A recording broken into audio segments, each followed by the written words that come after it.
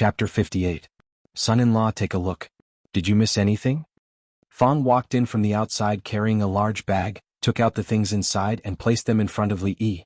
Bezoar, peppermint, honeysuckle, spices, a few jars of wine that old Fong had bought from the prefecture city. Looking at the pile of items in front of him, Li Yi counted them and nodded. Old Fong was very reliable. He did not miss out on any of the items that he had been instructed to buy. As the autumn deepened, the mosquitoes became even more rampant when night fell. For this body with a special physique, every night was the most torturous time for Li Yi. Now that the candied Ha's business was on the right track, Fong and a few others could handle it. There was no need for Li Yi to worry more.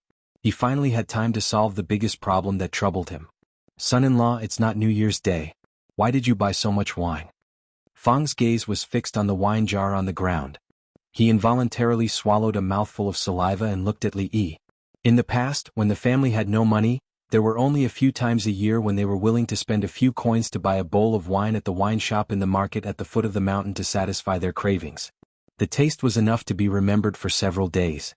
Although he did not have to worry about food and clothing these days and had a lot of surplus, Fong, who was afraid of poverty, was still very thrifty in life. It was easy to earn copper money, but it was harder for him to spend it.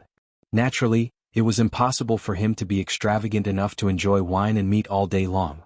Who said it's not New Year's Day? Li Yi raised his eyebrows, looked back at Fong and said, Isn't it the Mid-Autumn Festival in a few days? These days I have been busy with the candied Ha's business. Everyone has worked hard. I will reward everyone.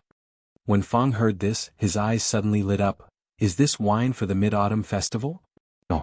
Li Yi said very simply. This wine was used to make floral water to repel mosquitoes. He could not let Fong spoil it. Fong's expression froze and he was speechless for a moment. Ignoring the bitterness in Fong's eyes, Li Yi opened his mouth again and said, Go find some iron pots and some empty bamboo tubes. We're about to start working. Li Yi originally wanted to postpone the purification of the alcohol for a while and make the soap first. However, his plans could not keep up with the changes, so he had to put the purification of the alcohol first. There was no other reason. To make a mosquito-repellent floral water, it was necessary to use a high concentration of alcohol. Fong was very efficient. He found the iron pot very quickly. Under Li Yi's guidance, it took him half a day to build the alcohol distillation device. Distilling alcohol was not as simple as heating it in a pot. If the temperature was too high, the alcohol and water would evaporate together. After condensing, the alcohol would still be of a low concentration, and it would not be purified. This was a simple distillation device. It first heated the water and used the water temperature to evaporate the alcohol. The alcohol vapor condensed above and entered the bamboo tube. What flowed out was the purified alcohol. Li Yi could easily find the schematic diagram of the distillation device in the book, but the equipment such as flasks and glass tubes could not be realized at present. In desperation, he could only settle for the next best thing and replace it with these simple things in front of him. Although the effect would definitely be a lot worse, as long as he could get alcohol with a concentration of more than 75%, it would be enough. After all the preparations were done, Li Yi ignited the flame below. The next thing to do was to wait. Fong scratched his head. He looked at Li Yi for a while, and then looked at the strange thing his son-in-law asked him to make. His brain was a mess. As drops of wine flowed out of the hollow bamboo tube, gradually the kitchen began to fill with a strong wine aroma. Gulp. Fong swallowed a mouthful of saliva. Li Yi turned his head and glanced at him. Fong immediately wiped the corner of his mouth and looked away from the bowl under the bamboo tube, pretending that nothing had happened. When the speed of the wine flowing out of the bamboo tube became extremely slow, Li Yi knew that the wine in the pot was almost distilled. He took out a chopstick and dipped it into the bowl. After tasting it, he frowned slightly. Although the alcohol content after distilling was much higher than before, it still did not meet his requirements. It seems that this distillation device is still too simple. If I want to produce it on a large scale in the future and increase the efficiency, I need to improve the distillation device. Li Yi murmured. He poured all the distilled wine into an empty jar and replaced it with fresh wine for the second distillation. Smelling the fragrance in the air, Fong's throat kept trembling. He wanted to pick up the jar next to him and drink to his heart's content. However, he thought that this wine would definitely be of great use to his son-in-law, so he restrained this thought. The alcohol content after distilling was far from enough. The device was simple and crude, and he had to make up for the number of times. Li Yi repeated the distillation over and over again. This way the alcohol content would increase a little every time. According to the book, using the distillation method to distill alcohol could only achieve a maximum alcohol concentration of about 95%. Of course, it was impossible for Li Yi to achieve such a high alcohol concentration with a few broken pots, but 80% was enough for him. After repeated distillation a few times, Li Yi found that the alcohol content did not increase much. Only then did he give up. Gulp! Fong, who was beside him, swallowed a mouthful of saliva again. Glancing at Fong, Li Yi really could not stand it anymore. He divided a small bowl of distilled alcohol and handed it to him. "All right, don't be greedy. Have a taste of this wine." Hearing this, Fong's eyes lit up. After taking the bowl, he couldn't wait to drink it. Li Yi watched as Fong's face turned from black to red. He let out a comfortable moan. The expression on his face was extremely satisfied. He said loudly, "Good wine."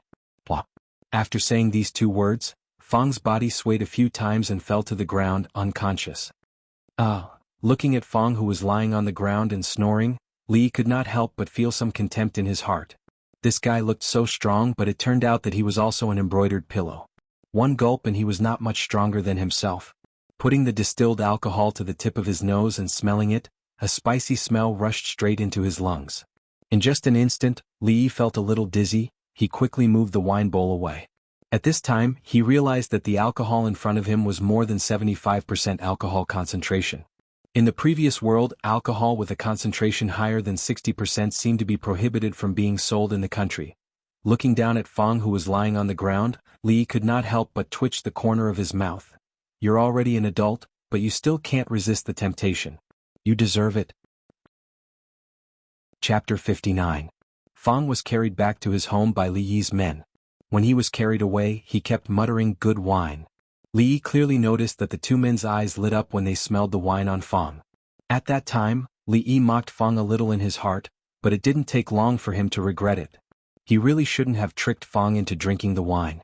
That was a high concentration of more than 75% alcohol. If he didn't sleep until tomorrow morning, it was estimated that Fong wouldn't wake up. If he didn't wake up, Li Yi would have to do the next work alone. Bezoar, peppermint, honeysuckle, spices. Grind all of these things into powder, then put the distilled alcohol in a porcelain bottle and mixed it with the ground powder. Then shake the porcelain bottle continuously to ensure that they were mixed well. Both bezoar and honeysuckle had the effect of clearing heat and detoxifying. The function of mint was mainly used to repel mosquitoes. As for those spices, of course, it was to make the scent of the floral water smell better. This was a simple preparation method of floral water that Li Yi found in the book. In terms of effect, it was certainly not comparable to the big brands such as Lucien or Longlicky in the future, but Li Yi's requirements were not high, as long as the mosquito repellent effect was okay. According to the book, the concentration of 75% alcohol was mixed with powdered bezoar, honeysuckle, peppermint, and so on, and then kept shaking for half an hour. After they were fully mixed, the residue was filtered out, and the simple floral water was successfully prepared. Thus, when the servant girl came to the kitchen, she saw the son-in-law holding a porcelain bottle in his hand. He looked as if he was possessed, shaking it back and forth. "Son-in-law, what's wrong with you?" The little maid ran over in a hurry and looked at Li Yi with eyes full of worry. If the son-in-law was really possessed, what could he do? Even an iron man would not be able to withstand such a long period of shaking. Just as Li Yi was feeling a little dizzy and nauseous, Xiao Huan's figure appeared at the right time.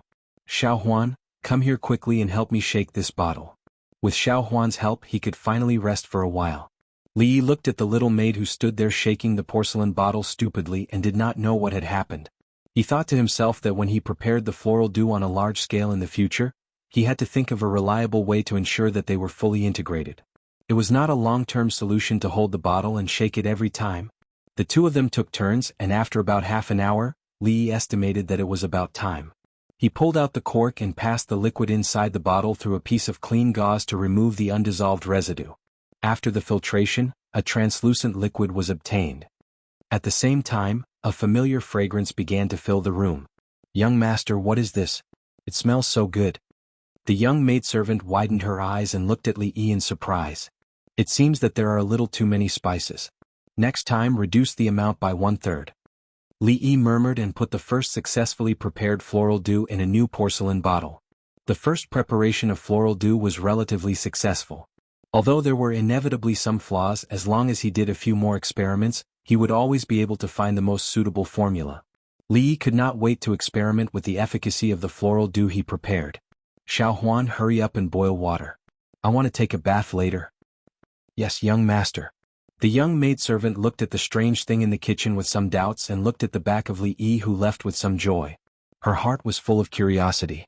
What did the son-in-law come up with this time? He poured some floral dew into the bathtub and took a comfortable hot bath. He immediately felt refreshed and his body exuded a faint fragrance. In order to verify the mosquito repellent effect, Li Yi stayed in the corner of the room with the most mosquitoes for a while. The mosquitoes that were willing to be intimate with him were really much less than before. Success. Seeing the mosquito repellent effect of floral dew, Li Yi's face showed joy. This showed that the method of using floral dew to repel mosquitoes was feasible. Next time he could add more mosquito repellent herbs like peppermint to get floral dew with a stronger mosquito repellent effect. Similarly, if he modified the formula and thought more about the spices, wouldn't the end result be perfume?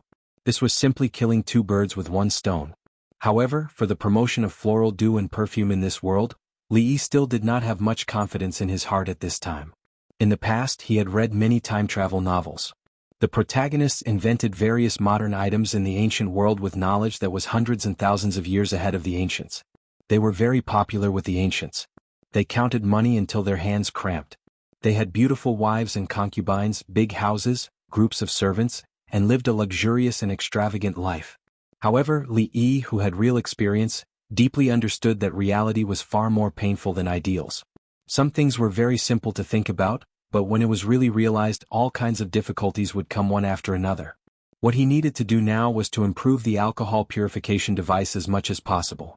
If the efficiency of each distillation was as low as the first time, it would never work. In addition, he also needed to build a separate processing workshop. After all, he couldn't always do it in his own kitchen.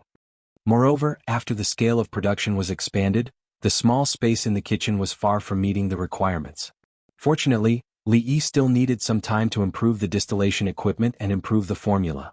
The construction of the workshop was not so urgent. What's more, the location of the workshop, how to build it, and how to operate it after it was built had to be decided after careful consideration. Of course, Li Yi couldn't do these things alone. Therefore, he asked Fang and the others to get out of the candied haws business as soon as possible. Just by selling a few sticks of candied haws, Fang's dream of marrying a concubine and buying a village would probably only be realized in his next life. Li Yi felt that he was born to work hard. He was living a good life as the husband of the village. He had food, drinks, and maids to serve him every day. His life was extremely comfortable. However, he had to look for trouble and lead Fang and the others to a well-off life. He obviously yearned for a pig's life, but in the end he was as tired as a dog. This was all his own doing. When he walked out of the room, he saw the little maid sitting in the yard. She pouted and kept scratching the mosquito bite on her arm. Hearing the son-in-law calling her from a distance at the door, the girl hurriedly stood up, turned her head and asked, "Son-in-law, what's the matter?" Come here, come here." He waved to the little maid and brought her into the room. He poured some floral water on his hand and wiped it on the mosquito bite on her arm. He asked, "How do you feel? Is it still itchy?" "No, it's not itchy anymore." The afterglow of the setting sun shone into the room through the window. The little maid rolled up her sleeves, revealing her white arms.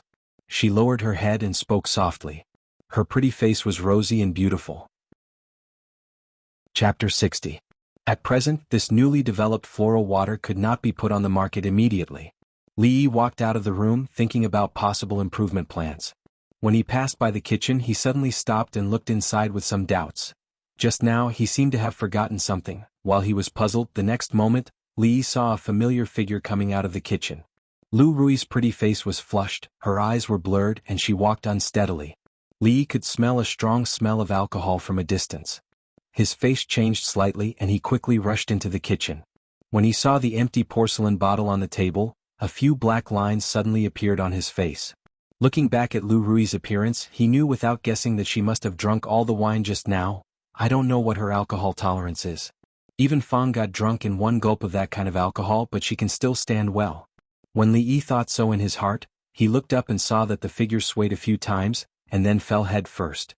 A moment later, looking at Lu Rui who fell into her arms and her body became soft, Li Yi couldn't help but twitch the corner of his mouth. Xiao Huan. The next moment, Li Yi's voice came from the kitchen to the yard. The little maid hurriedly ran out of the room. After running into the kitchen, she saw the scene in front of her, and her pretty face showed astonishment. "Young master, second miss, what happened? What are you doing? Come and help." Li Yi glanced at Xiao Huan and said impatiently. He really didn't have the experience of taking care of a drunk woman. Moreover, he couldn't do anything. Otherwise, when Lu Rui woke up and misunderstood something, he was afraid that she would directly slash him with a sword. "Oh," the little maid responded. Although there was still some doubt on her pretty face, she still walked over quickly. The floral water had been successfully prepared, but before it was officially sold, it needed to be given a resounding name. Let's call it floral water. It seemed a bit too vulgar. As a cultured person, this idea was immediately rejected by Li Yi. Why don't we call them the Six Gods? When Fang, Lu Rui and Xiao Huan heard Li Yi say this name, they were all stunned. Six Gods? What the hell was this? What's wrong? Is there a problem? Li Yi frowned as he looked at the three of them. What was with their expressions? So what if there were six gods? He actually looked down on the name Lucian. It was known that this was the most famous brand of toilet water in the future. In his original world, the name Lucian could be said to be known by everyone. Ahem, young master, there's something that I don't know if I should say. After a moment, it was Fang who let out a dry cough and was the first to break the silence. Then don't say it. Li Yi glanced at him and said. He was obviously a big and rough man who did not know how to read. Yet, he insisted on talking about literature and saying, I don't know if I should say it. Was this something that Fang could say? Fang nodded and said, then I'll say it. This name really doesn't sound good. Li Yi looked up at Fang. He clearly told him not to say it just now. Did this guy not understand what he said? Fang looked at Li Yi with a troubled face. Under normal circumstances he would not object to Li Yi, but this time, he felt that calling it Fang's toilet water was 10,000 times better than the six gods that the young master had just said. Xiao Huan, what do you think? Li Yi turned to look at Xiao Huan and asked. Fang was becoming more and more dishonest. He should learn more from Xiao Huan. No matter what, she would never object to his opinion. Young master, I also don't think it sounds good. The little maid bowed her head and whispered as she rubbed the corner of her clothes. Li Yi, I think it's better to call it Rui Du. At this moment, Lu Rui suddenly said. This name is good. After being stunned for a moment, Fang immediately nodded fiercely. Obviously, he agreed with Lu Rui's proposal. I also think this name is good. Xiao Huan also nodded and said. To be honest, when Lu Rui said this name, Li Yi also had a feeling that his eyes lit up. Toilet water had many effects, such as repelling mosquitoes and relieving itching, cooling and removing heat, sterilizing and disinfecting. Its functions were so powerful that it could be called an indispensable artifact in daily life. It could meet all kinds of daily needs. It was most appropriate to call it Rui Du. However, he looked up at the slightly expectant expression on Lu Rui's face. On second thought, the way he looked at her suddenly became strange. Rui Du, when she thought of this name, did she really not have any selfish motives? Everything about the floral dew was her own credit. Why should it be named after her? Was it a privilege to be beautiful? According to his contribution to the toilet water of this world, it was most appropriate to call it Li Yi Du. Among the four people, three people's opinions were unified. Li Yi was currently behind by a big score of 3-1. How about calling it Six Gods Rui Du? He looked up at the three people and asked tentatively. Seeing Xiao Huan's strange expression, Lu Rui and Fang had a look of disgust. Li Yi thought about it and asked again, how about Rui Six Gods Du? The matter of the name of the toilet water was so happily finalized. As a good young man who had received a good modern education, Li Yi finally decided to follow democracy and gave up his insistence on six gods. He decided to name the upcoming toilet water as Rui Du. Of course, for Fang's betrayal, Li Yi also indirectly expressed his dissatisfaction. The way he was dissatisfied was when Fang talked to him about life ideals and revealed that he would make a lot of money in the future, build a big house and marry a beautiful concubine. He did not remind Fang that his wife was standing behind him, planning to call him home for dinner. Li did not know whether Fang had eaten that day, but in the next 2 days he saw that his walking was a little abnormal. He did not know if it was because he had been kneeling on the washboard for a long time. Originally, he wanted to re-educate the little maid, but when he saw her standing in front of him with her head bowed and pitifully rubbing the corner of her clothes, Li could not say a word.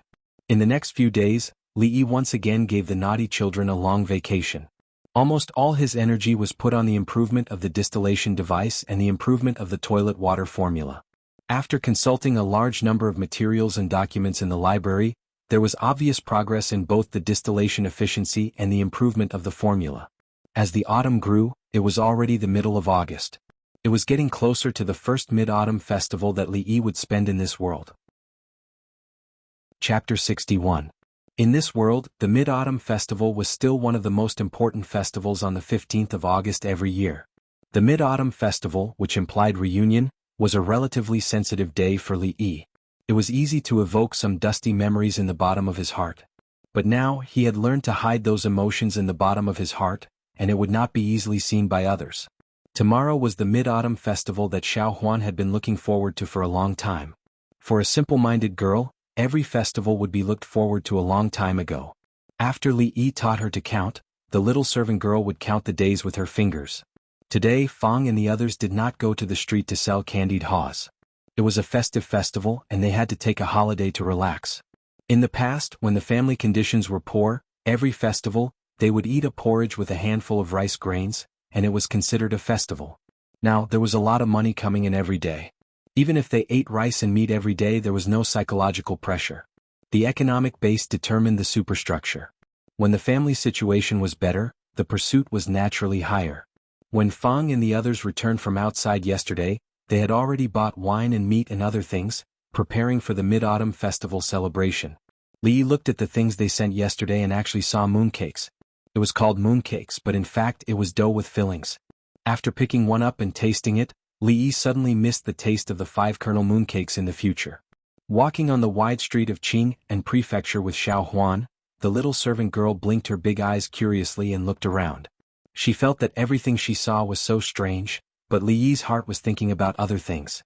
In the past few days he had used all kinds of methods to improve the distillation of alcohol. He had also made great improvements to the formula of floral water. Soon it could be officially produced.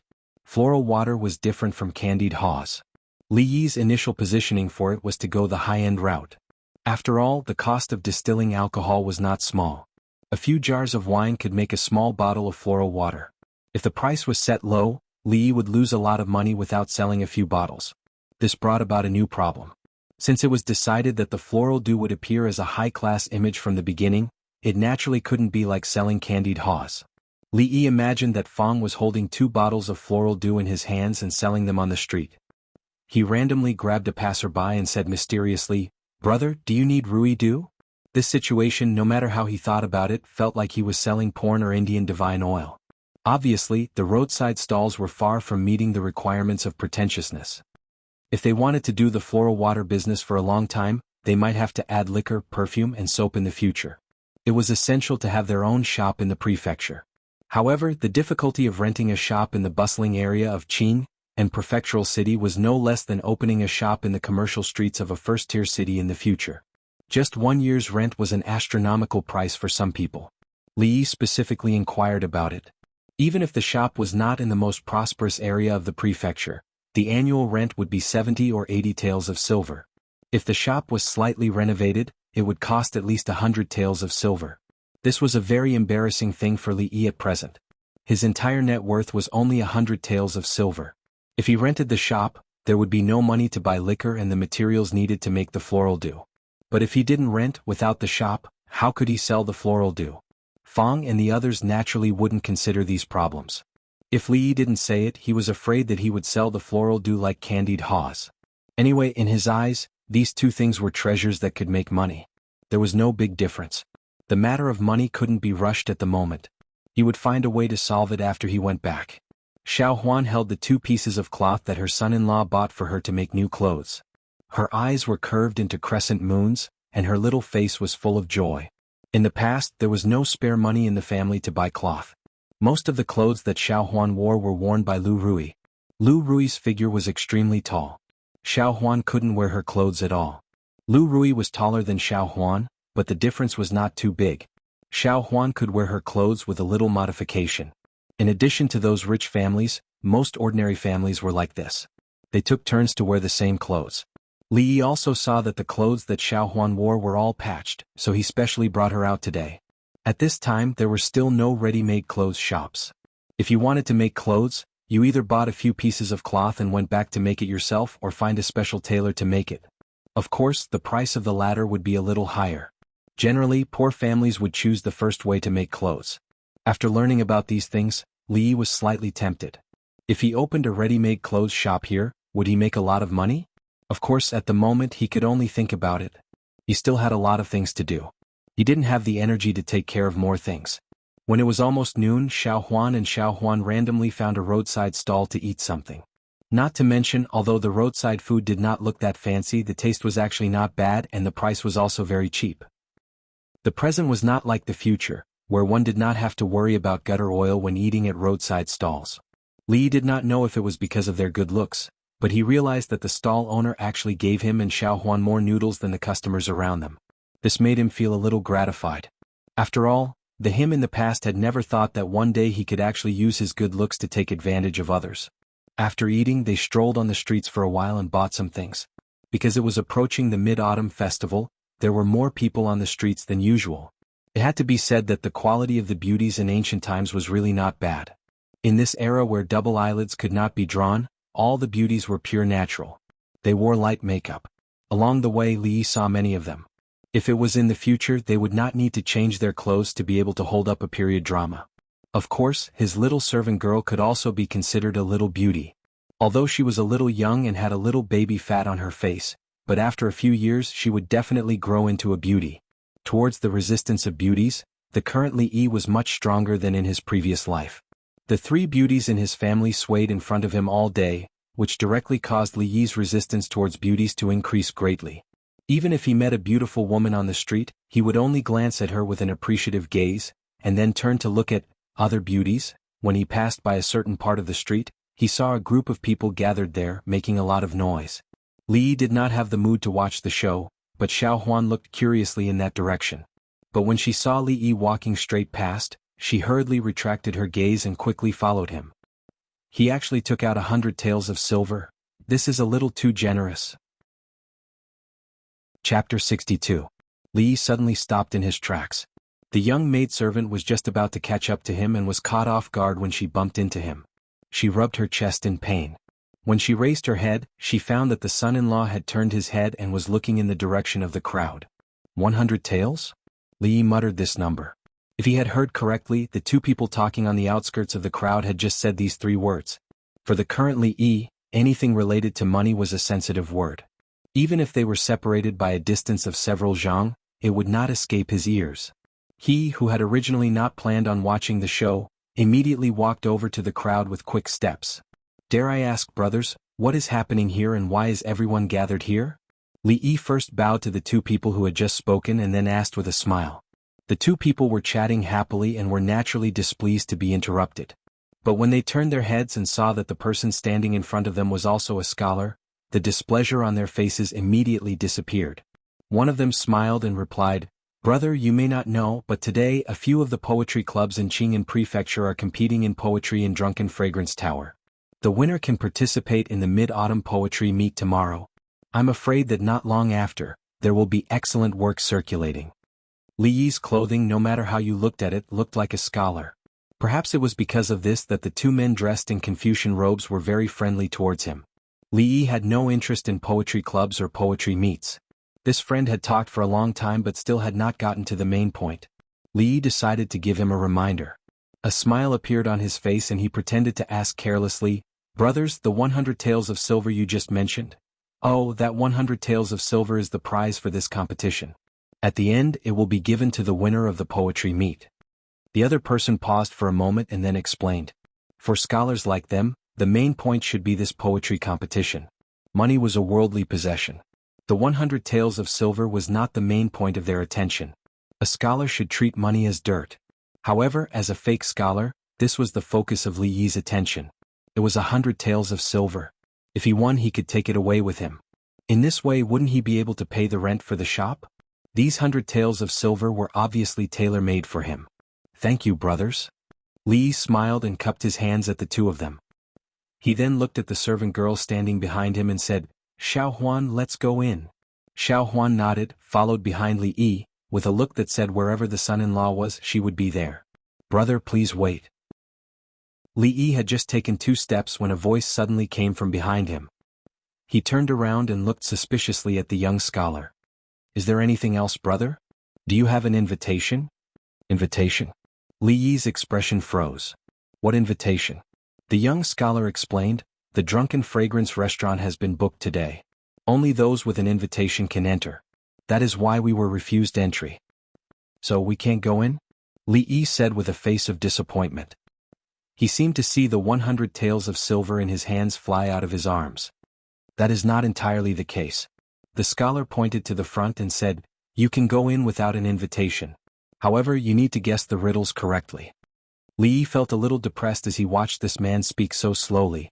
He was so wishy-washy and not manly at all. If he had something to say, he should have said it quickly. If he only said half a sentence at a time, it would be easy for others to misunderstand. If that is the case, then guess the riddles before going in.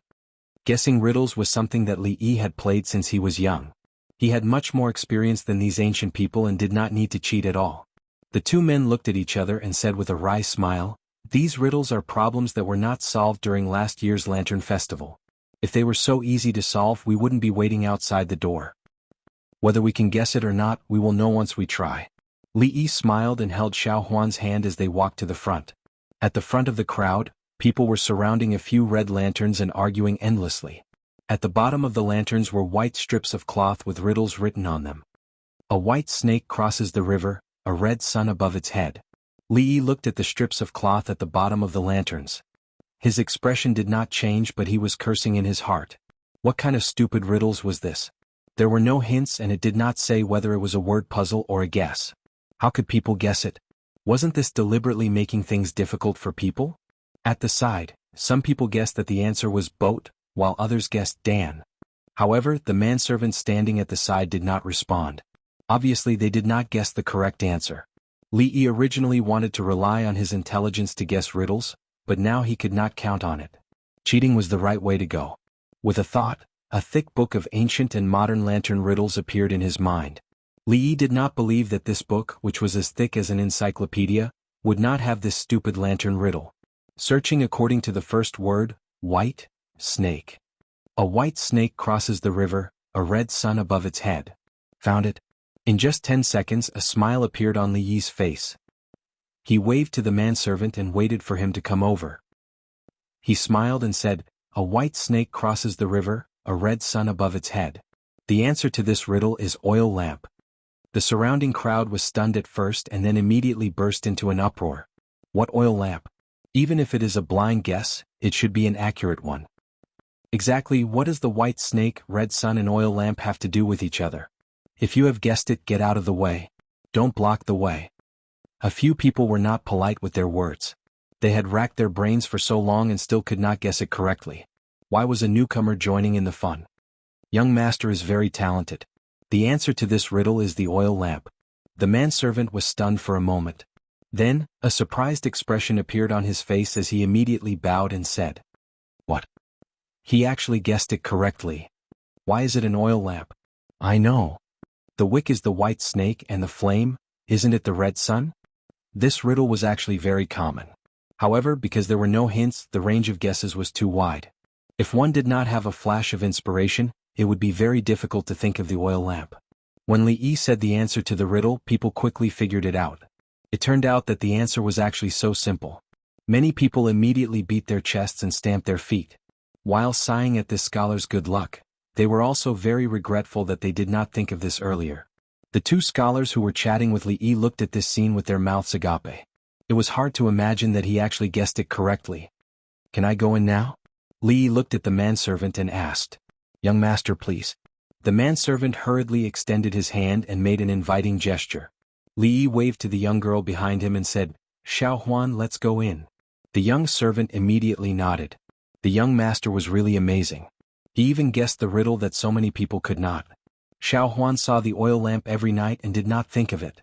A pleasant smile appeared on her face. Just as she was about to follow Li Yi in, the manservant quickly caught up and blocked the two of them. With a troubled expression, he said, Young master, you can only go in alone. What? Li Yi looked at him and asked with a frown. Hearing this, Xiao Huan immediately grabbed the corner of Li Yi's clothes worriedly. Xiao Huan did not want to be separated from the young master. Because young master only solved one riddle. According to our rules, only you can go in alone. The manservant explained patiently. Chapter 63. The servant's explanation was very clear. This place implemented a one-person, one-vote system. If Li Yi wanted to bring Xiao Huan in, he had to guess another riddle. The matter of money was important. Naturally, he could not break other people's rules. Li Yi walked back to the front of the lanterns. There seemed to be an invisible aura around him. The surrounding people all made way for him. A black dragon on the wall, covered with 10,000 golden stars. Other than this sentence, there was still no other explanation. The crowd guessed for a long time but still could not guess the answer. At this time, almost everyone's gaze was on Li Yi. Of course, most of them had the mentality of watching a joke. The first time may have been a coincidence. The second time, would he still be as lucky as before? After a while, Li Yi spoke again. The answer to this riddle is pole scale. With the ancient and modern lantern riddles in his hands, what riddle could he not guess? Congratulations, young master. Now young master can bring this lady in. The servant's following actions proved that the answer Li Yi gave was correct. After Li Yi spoke, a few people's faces showed confusion. Very quickly it turned into understanding. I see. Comparing the pole scale to a black dragon, then the pole scale is 10,000 golden stars. Ashamed to think that I have read so many books, but I can't even see through these two little riddles. I am so ashamed. Actually, something like guessing lantern riddles to a certain extent had nothing to do with literary talent or profound knowledge. It only relied on a flash of inspiration, or a cheating device like Li Yi's. This kind of person who did not even delineate the scope of the riddles, and only placed one sentence there for people to guess blindly, was not a good person. Most likely, his intention was to deliberately make things difficult for people. At this time, the surrounding people's gazes towards Li Yi had changed. Guessing one might be a fluke, but to be able to guess the second so easily, the possibility of it being a fluke was not high. It could only mean this handsome scholar in front of them most likely had some ability. Very quickly, Li Yi used his actions to prove to them how correct these people's thoughts were. He, who had originally planned to bring Xiao Huan in, glanced at the two scholars who had just enthusiastically introduced him, and immediately felt that it was a little impolite to just leave like that. He walked over and smiled to the two. Brothers, why don't we go in together? The expressions on the two people's faces froze, and before they could regain their senses, Li Yi had already walked to the two remaining lanterns, raised his head to look and read, "The bright moon half rests under the cloud's feet, withered flowers fall before the horse's hooves." The answer to this riddle should be the word bear. As soon as he said that, everyone looked at him as if they were looking at a monster. How could they tell that it was the word bear? There was no connection at all. Li Yi did not stop because of the uproar. His gaze was already on the last lantern. Not long after, he opened his mouth again. 2 rows of distant trees stand on the side of the mountain. A small boat and a leaf flow horizontally. This is also a word riddle. The answer to the riddle is the word intelligence. There was already no one around to speak, and their gazes towards him were filled with a strange expression. Undeniably, he had guessed the first 2 riddles, but for the last 2, what was he guessing? The bright moon half rests under the cloud's feet, withered flowers fall before the horse's hooves. What did this verse have to do with the word bear at all? 2 rows of distant trees stand on the side of the mountain, a small boat and a leaf flow horizontally. Where did he see the word intelligence? However, when the crowd glanced over, they saw that the servant was standing there in a daze, and his expression was as if he had seen a ghost. Their expressions also gradually changed. Could it be he had really guessed correctly? Everyone, please. After an unknown amount of time, the servant finally regained his senses and involuntarily swallowed a mouthful of saliva. He respectfully made a gesture towards Li Yi and the others to invite them in. He knew better than anyone that these lantern riddles were a gimmick created by those people to attract others. Without any hints, no one would be able to guess them. But the truth was, these extremely difficult lantern riddles were all solved by the scholar in front of him. If it was just one riddle, it would have been fine, but he just had to solve all the riddles. This was clearly ruining the place. However, with so many people staring at him, he naturally could not say that he was going back on his words. Even though he was shocked beyond belief, he still respectfully invited Li Yi and the others to enter. At this moment, those who had painstakingly guessed the riddles for a long time could no longer describe the feelings in their hearts. He had actually guessed all of them correctly. He had only pondered over each riddle for a few breaths of time. In comparison, what had they been doing for such a long period of time? Moreover, if it was an ordinary person, guessing one riddle was enough. Guessing 2 was also forgivable. But what was the point of guessing so many? If you took up all the spots, how could you leave a way out for others? Seeing the scholar and the others enter the restaurant, the crowd looked at the lanterns that the servant had already taken down. This meant that they would no longer have the chance to enter. Instantly, they wanted to cry but had no tears. At this moment, Li Yi, Xiaohuan and the 2 scholars who had yet to regain their senses had already entered the restaurant. "Thank you, brother." After the 2 of them regained their senses, they immediately cupped their fists and thanked Li Yi. Today, in this restaurant, other than those participating in the competition, naturally, there were other people who were also invited. After all, since ancient times there was no first place in literature. If there were only those from the poetry clubs, it was likely that no one would accept the other and they would not be able to argue who was better by the next day. These invited people would all evaluate the poems that had been produced today and use that to determine the winner. And if it were not for Li Yi, the 2 of them would not even be qualified to enter this place. These scholars were always thanking one another and it was not interesting at all. After waving his hand, Li Yi began to look at the situation in front of him. The space in this restaurant was much larger than he had imagined. Just the hall on the first floor alone had about a dozen people. As for the upper floor, there were also figures moving about.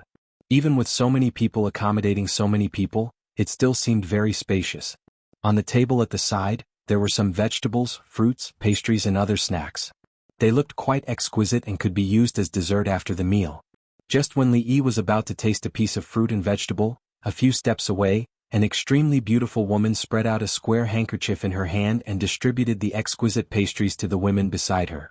Li Yi sniffed and his expression suddenly changed. He looked in the direction of the fragrance. "The service here is quite good. Even a maid is so beautiful. Hey, the pastries in her hand looked delicious." Li Yi was surprised and sighed in his heart. Then he quickly walked over. There were originally only a few pieces of the pastries. After being distributed by the women, there were only 2 pieces left. Li Yi was afraid that the last 2 pieces would be taken away by others if he was too late. Thus, he quickened his pace again and walked to the pretty maid. Then he imitated those women and stretched out his hand. Looking at the slender and fair palm that suddenly appeared in front of her, the pretty maid was slightly stunned. She raised her head and looked at Li Yi with a blank expression. At the same time, the women around her also showed astonished expressions. "That brother actually knows Miss Wan?" Not far away, the 2 scholars brought in by Li Yi looked at each other and murmured. Chapter 64. "Young master, you want this?" The pretty maidservant looked at Li Yi with a blank expression. After being stunned for a moment, she pointed at the pastry in her hand and asked with some uncertainty. Her voice was soft, extremely pleasant to the ears. No matter how beautiful other maids were, it had nothing to do with him. Li Yi was only interested in the fragrant pastry in her hand. Seeing that she was so decisive in distributing the pastry to the other girls, when it was him, the other party seemed to be unwilling, he felt slightly dissatisfied. Could it be that this beautiful maid had the thought of valuing females over males? Li Yi looked at her and nodded with absolute certainty. He thought that if she rejected him, he would definitely find her leader to complain about her. Futile thinking must not be tolerated. That girl was stunned for a moment and raised her head to look at the scholar in front of her. Seeing that he did not seem to be joking, she really handed over the silk handkerchief in her hand. "Xiaohuan, come and try this." Li Yi stretched out his hand and took the remaining 2 pastry from the silk handkerchief. He turned his head and beckoned to the young maid. He had never been a person who ate alone. This pastry smelled pretty good. Coincidentally, Xiaohuan liked sweet food. He had to let her have a taste. After walking 2 steps, he suddenly turned his head and said, "Thank you," to the maid who was standing dumbfounded on the spot. Then he turned and left. The maid stared at Li Yi's back and the confusion on her face deepened. "Ruoqing, you know that scholar?" A girl beside her asked with some confusion. The surprised expression on her face was still there. The girl called Ruoqing shook her head and said, "I have never seen him before." What? When the other girls beside her heard this, they all revealed an extremely surprised expression. Then why did he? This scholar is so strange.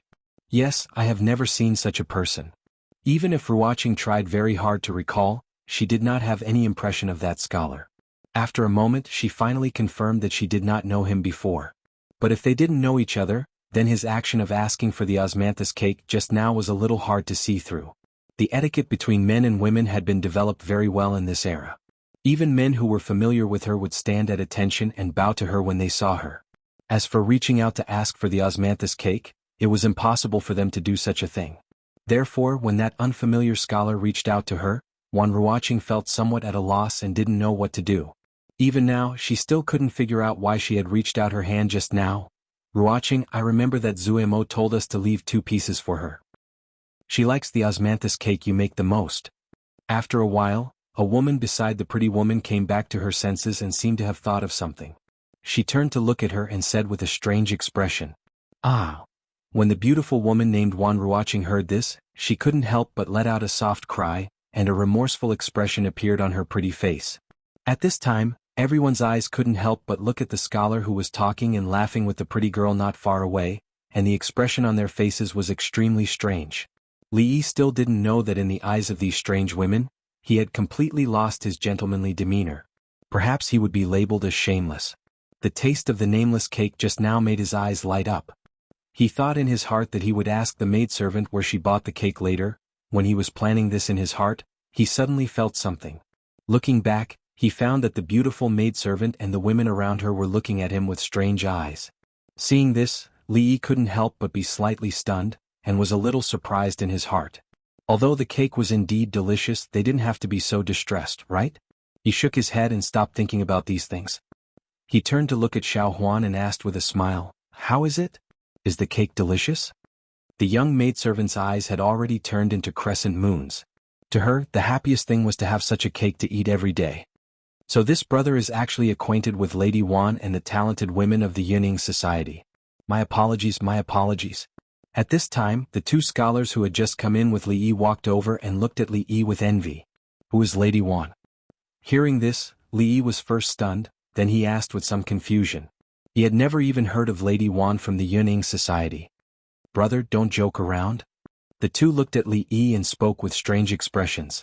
Before waiting for Li Yi to speak, one of them spoke again. Although Lady Wan is an outstanding actress, her literary talent is so great that even we cannot compare. Even those famous scholars would not look down on her because of her identity. This brother is acquainted with Lady Wan. This is not a shameful matter, why hide it? This time, Li Yi was really a little confused. The 2 of them had said so much, but he still did not understand what they were saying. He really did not know this Lady Wan. As for discriminating against outstanding actresses, how could there be such a thing? The outstanding actresses of ancient times were equivalent to the actors of the future. The difference was that the status of the 2 was worlds apart.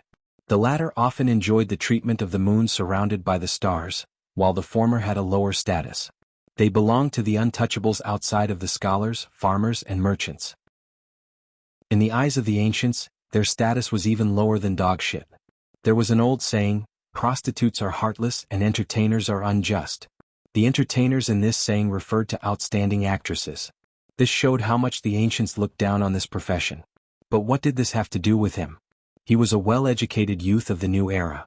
His 3 views were righteous and he advocated equality for everyone. Why did he look down on outstanding actresses? If it was in the future, they would all be celebrities. They were rare. Who is this Lady Wan you are talking about? Li Yi looked at the 2 of them and asked sincerely. This time it was the 2 of them who were confused. They pointed at the beautiful servant girl not far away and said, "That is Lady Wan." What? Li Yi's eyes widened and he almost blurted out, "Isn't that the servant girl of Drunken Fragrance Brothel? How could Lady Wan be a servant girl? Moreover, aren't the women beside her the talented ladies of Yuning society?" A scholar looked at Li Yi and said with some astonishment. Li Yi held onto the table beside him and felt a little confused. So, that person just now wasn't a servant girl here? That pastry wasn't the restaurant's buffet either. She brought it here herself? No wonder she and the women around her looked at him so strangely. After all this time they all knew each other. In an instant, Li Yi felt his face turn red and he felt unwell. Even in the future, his skin was not thick enough to ask a stranger for a snack on the street. But just now he actually did it. Most importantly, the other party really gave it to him. He involuntarily raised his head and looked in that direction. Coincidentally, the woman's gaze also looked over. The moment their eyes met, Li Yi's expression was extremely awkward. Chapter 65. At this moment, even the matter of the 100 taels of silver was temporarily thrown to the back of Li Yi's mind. He couldn't blame anyone else for making such a mistake. He could only blame himself for not being able to control his mouth. In his previous life, Li Yi was a moderate foodie. He had a great desire for good food and had eaten all kinds of famous snacks. After coming to this world, in a situation where food was extremely scarce compared to his previous life, it was not easy for him to come across a pastry that could arouse his appetite. His foodie heart began to lose control. And then, it was embarrassing.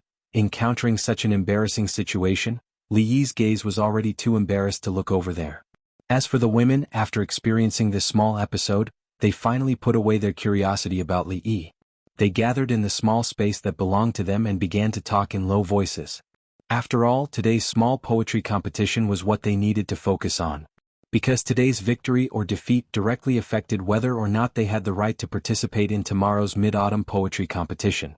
For the many scholars of Qing and Fu, this was a kind of recognition of strength and status. Although they were women, they also wanted to compete with the men. Today we have Ruoqing here. The other poetry clubs are nothing to worry about. Only the Eastern Li and White Du poetry clubs cannot be underestimated. Su Wenyan and Fang Zhou are both very good at mid-autumn poems. We still have to be careful. A slightly older woman looked at the two poetry clubs and spoke in a slightly serious tone. Su Wenyan is one thing, but that Fang Zhou's poetry is extraordinary. The poem he wrote on the 7th day of the lunar month actually entered the top 10. If it wasn't for Sister Ruoqing, then he would have won first place at the poetry competition, another girl with an oval face said. Wan Ruoqing smiled and said, "What does this have to do with me? What do you mean it has nothing to do with you?" The girl argued with a smile, "If it wasn't for Sister Ruoqing taking out the immortal Magpie Bridge, then wouldn't the first place have been taken by that Fang guy?" Immortal Magpie Bridge. The girl's words seemed to make Ruoqing sink into some kind of memory. A look of regret appeared on her pretty face. Su Wenyan cannot be underestimated. The older woman looked at the young girl, shook her head and said, "In terms of Qixi poetry, Su Wenyan might not be as good as Fang Zhou, but the styles of Qixi and mid-autumn poetry are completely different. Fang Zhou's Qixi poetry might not be better than his mid-autumn poetry. In last year's mid-autumn poetry meet, he lost to Su Wenyan." "Hee, what are you afraid of? We have Sister Ruoqing." The girl said disapprovingly, "Sister Ruoqing, go and see if there are any more sky prayer lanterns falling outside. Maybe you can pick up another mid-autumn festival poem that will scare them to death." When the women heard this, they smiled helplessly. A poem of this level was enough to be passed down through the ages. How could it be picked up so easily?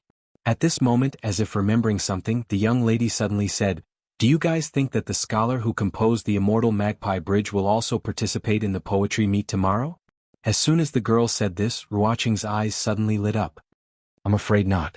The older woman shook her head and said, "Once the immortal Magpie Bridge appeared, there were no more Qixi poetry poems. The #1 scholar of Qing and Prefecture, who had always been an expert in Qixi poetry poems, tore up his own poem and said that he would never compose another Qixi poetry poem in his life.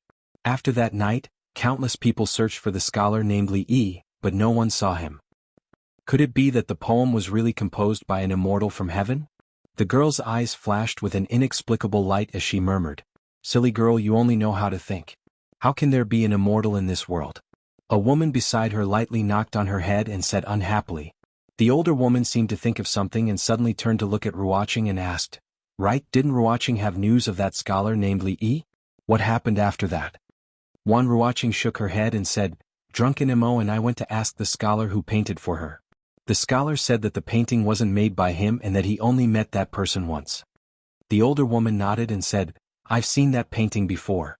It's hard to imagine that the art of painting could reach such a level. The so-called 3 parts of wood is nothing more than this, isn't it? That scholar named Li Yi can be said to be a master of both poetry and painting. If I can meet him, it would be a great regret in my life." Wan Ruoqing smiled and said, "Drunken Mo has been hugging that painting and studying it these days and has had a small breakthrough. She talks about it all day long, probably hoping to see that person tomorrow." Of course, Li Yi didn't know that this immortal Magpie Bridge had won him the hearts of countless women. He already had many female fans in this world who saw him as a soulmate. It was likely that with just a word from him, there would be countless girls who would offer themselves to him, pledging their lives to him. In this world, don't underestimate the attractiveness of those scholars to women.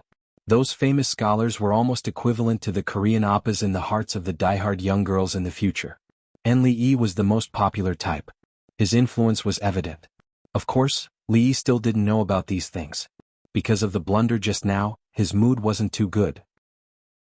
If it wasn't for the fact that he really couldn't bear to part with the 100 taels of silver, he probably would have left with his servant girl.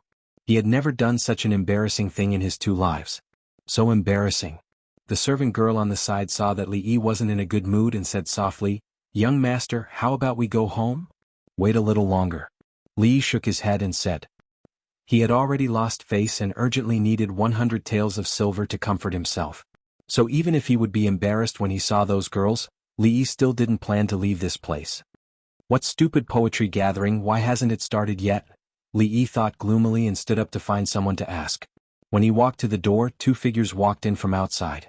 The beautiful girl in front had just stepped through the door when she saw a young man dressed like a scholar walking in her direction. Her footsteps suddenly stopped and the expression on her face froze for a moment. Then anger emerged. "It's you." A rebuke that was suppressing her anger suddenly came from her mouth. The 15 or 16-year-old girl behind the girl was also stunned. She didn't know what had made the young miss so angry. Li Yi was also stunned. He raised his head and looked at the unfamiliar girl in front of him. He was a little confused. "Is she talking to me? But I don't know her." "Lecture."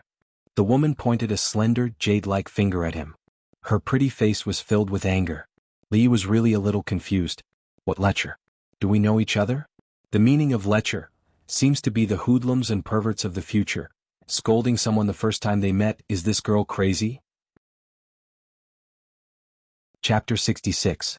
The beautiful lady's eyes were wide open, pointing at Li Yi and cursing lecture. Her face was full of resentment, looking as though her innocence had been violated. Those who didn't know the truth might really think that Li Yi had done something outrageous to her. At least, that was what Li Yi and the 2 scholars beside her thought. The 2 of them stared blankly at this scene as though they had been struck by lightning. They were completely stunned. Although they hadn't been in contact with Li Yi for a long time, his performance of solving the riddles outside the door just now had already deeply impressed them. Looking at his mannerisms, they could see that he was quite a gentleman, and the reason why they were qualified to enter was all because of his help. Such a person, no matter how they looked at it, didn't seem like a lecher. Of course, compared to their suspicions of this righteous brother's character, they were even more surprised by the identity of the lady. The leading courtesan of the Jade's courtyard. How many people wanted to get intimate with her, but no one had ever gotten their wish. Lady Zuemo, who was pursued by countless men, was actually taken advantage of by someone? If this was known by those scholars who were interested in her, who knew what would happen? The 2 of them opened their mouths and felt that their throats were a little dry. When they looked at Li Yi again, their eyes couldn't help but reveal a strong sense of envy. Because he had done something that many men, including them, dreamed of. And standing behind Li Yi, Xiao Huan, who also didn't know what was going on, also looked at the lady in confusion, still wondering what lecture meant. And what was strange was that this beautiful lady in front of her, why did she feel a sense of familiarity? The little servant girl thought for a long time, but still couldn't figure out where she had seen her before, and couldn't help but feel even more puzzled. At this time, Li Yi also finally realized that things weren't going well.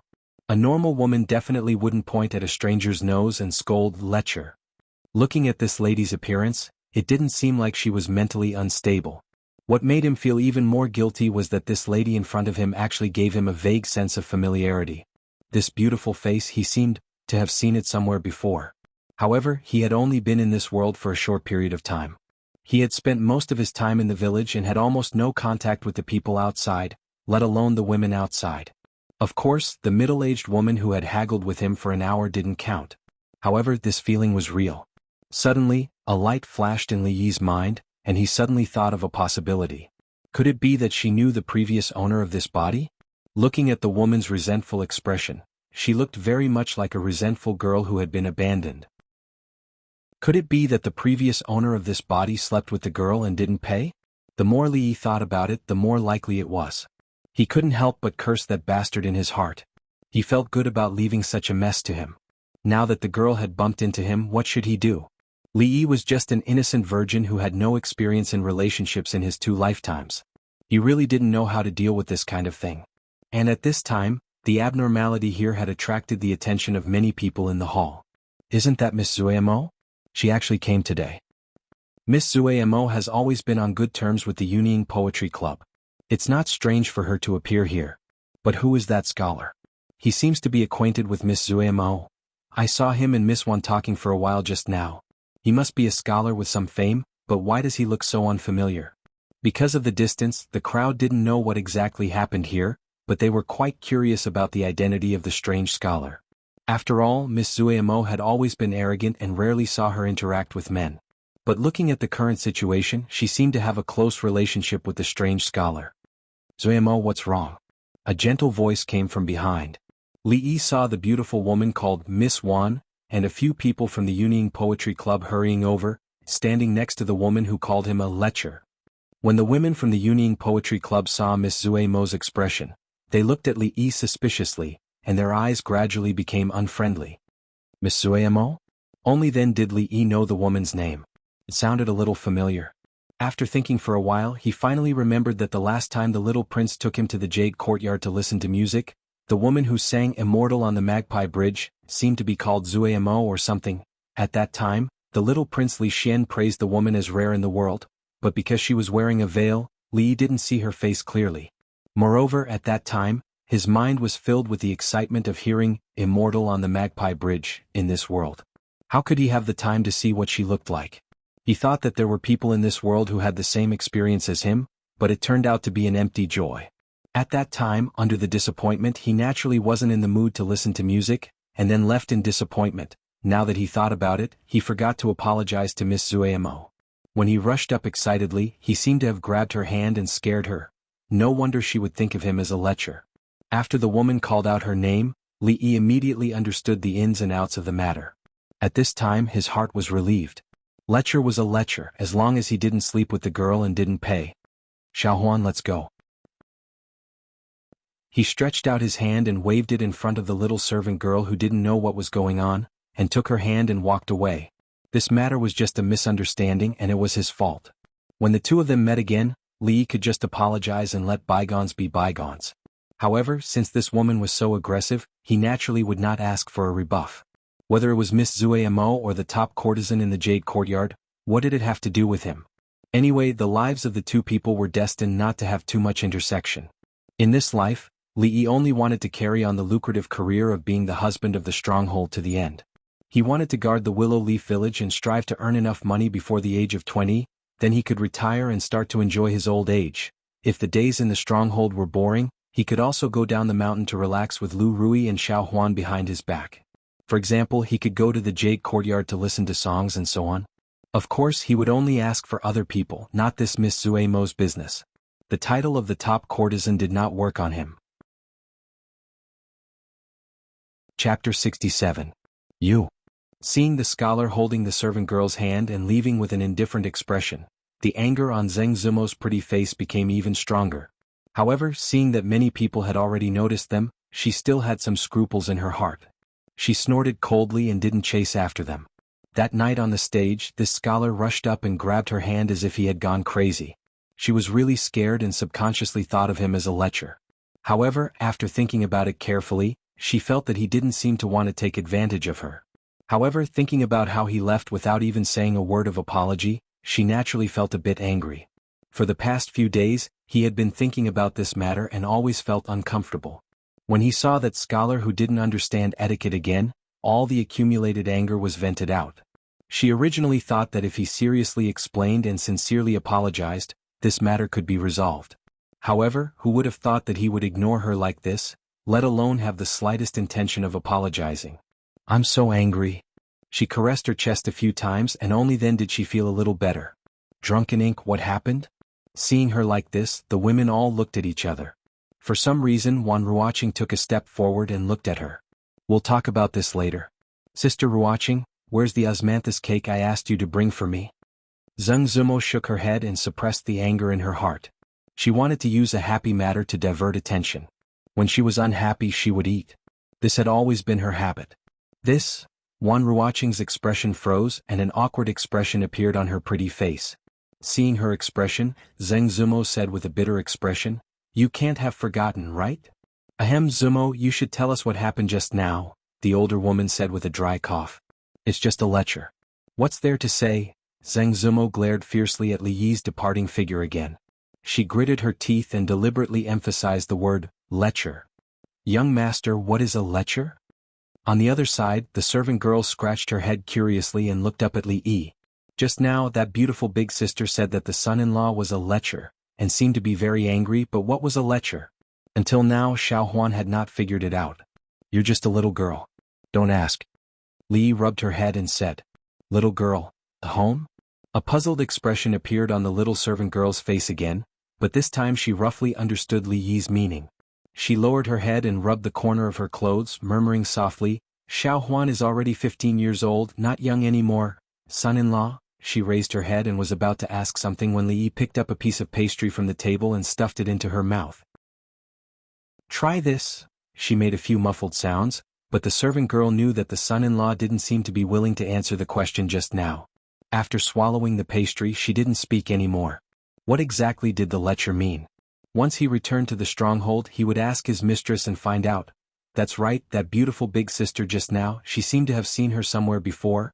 The young girl sat there with one hand propping up her chin. She glanced in that direction from afar and just happened to see the side of Zheng Zimo's face. After a slight pause, she seemed to remember something. Her beautiful eyes suddenly widened and her small mouth also opened in surprise. At this moment, the figure of that beautiful big sister finally overlapped with a certain figure in the little servant girl's memory. That painting scroll that the son-in-law had her lock up in the cabinet, wasn't the woman drawn on it the beautiful big sister just now? For a moment, the little servant girl seemed to have discovered something incredible, and her heart immediately stirred. Previously, she had thought that the son-in-law probably liked the woman in the painting very much, which was why he had her carefully put it away and locked it in the cabinet. There were many things that the little servant girl didn't dare to ask. She could only think in her heart, just what kind of story did the son-in-law and that beautiful woman have?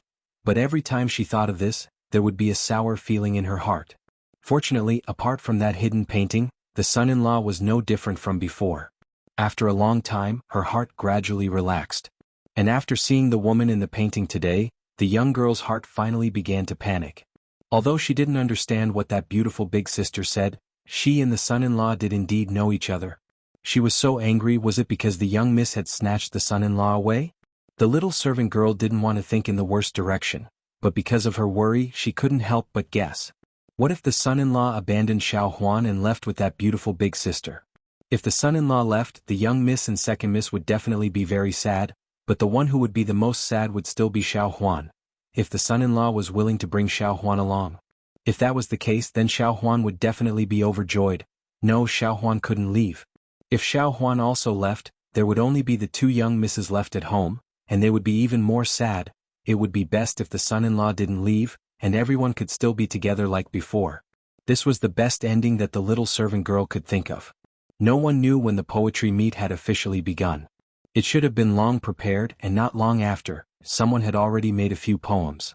Upstairs and downstairs, there were people who gathered and evaluated each other. And at this moment, Li Yi heard a bad news from the gossip. Today's competition was limited to a few poetry meets. Even if someone made a good poem, it wasn't within the scope of the competition. At most, they would only receive a few words of praise from others. In other words, those few poetry meets were the absolute protagonists of today. Li Yi and the rest of the people here were just there to express their opinions on the poems that others brought out. Of course, to Li Yi, what he cared about was not the poem or the qualification to participate in the Mid-Autumn Poetry Meet.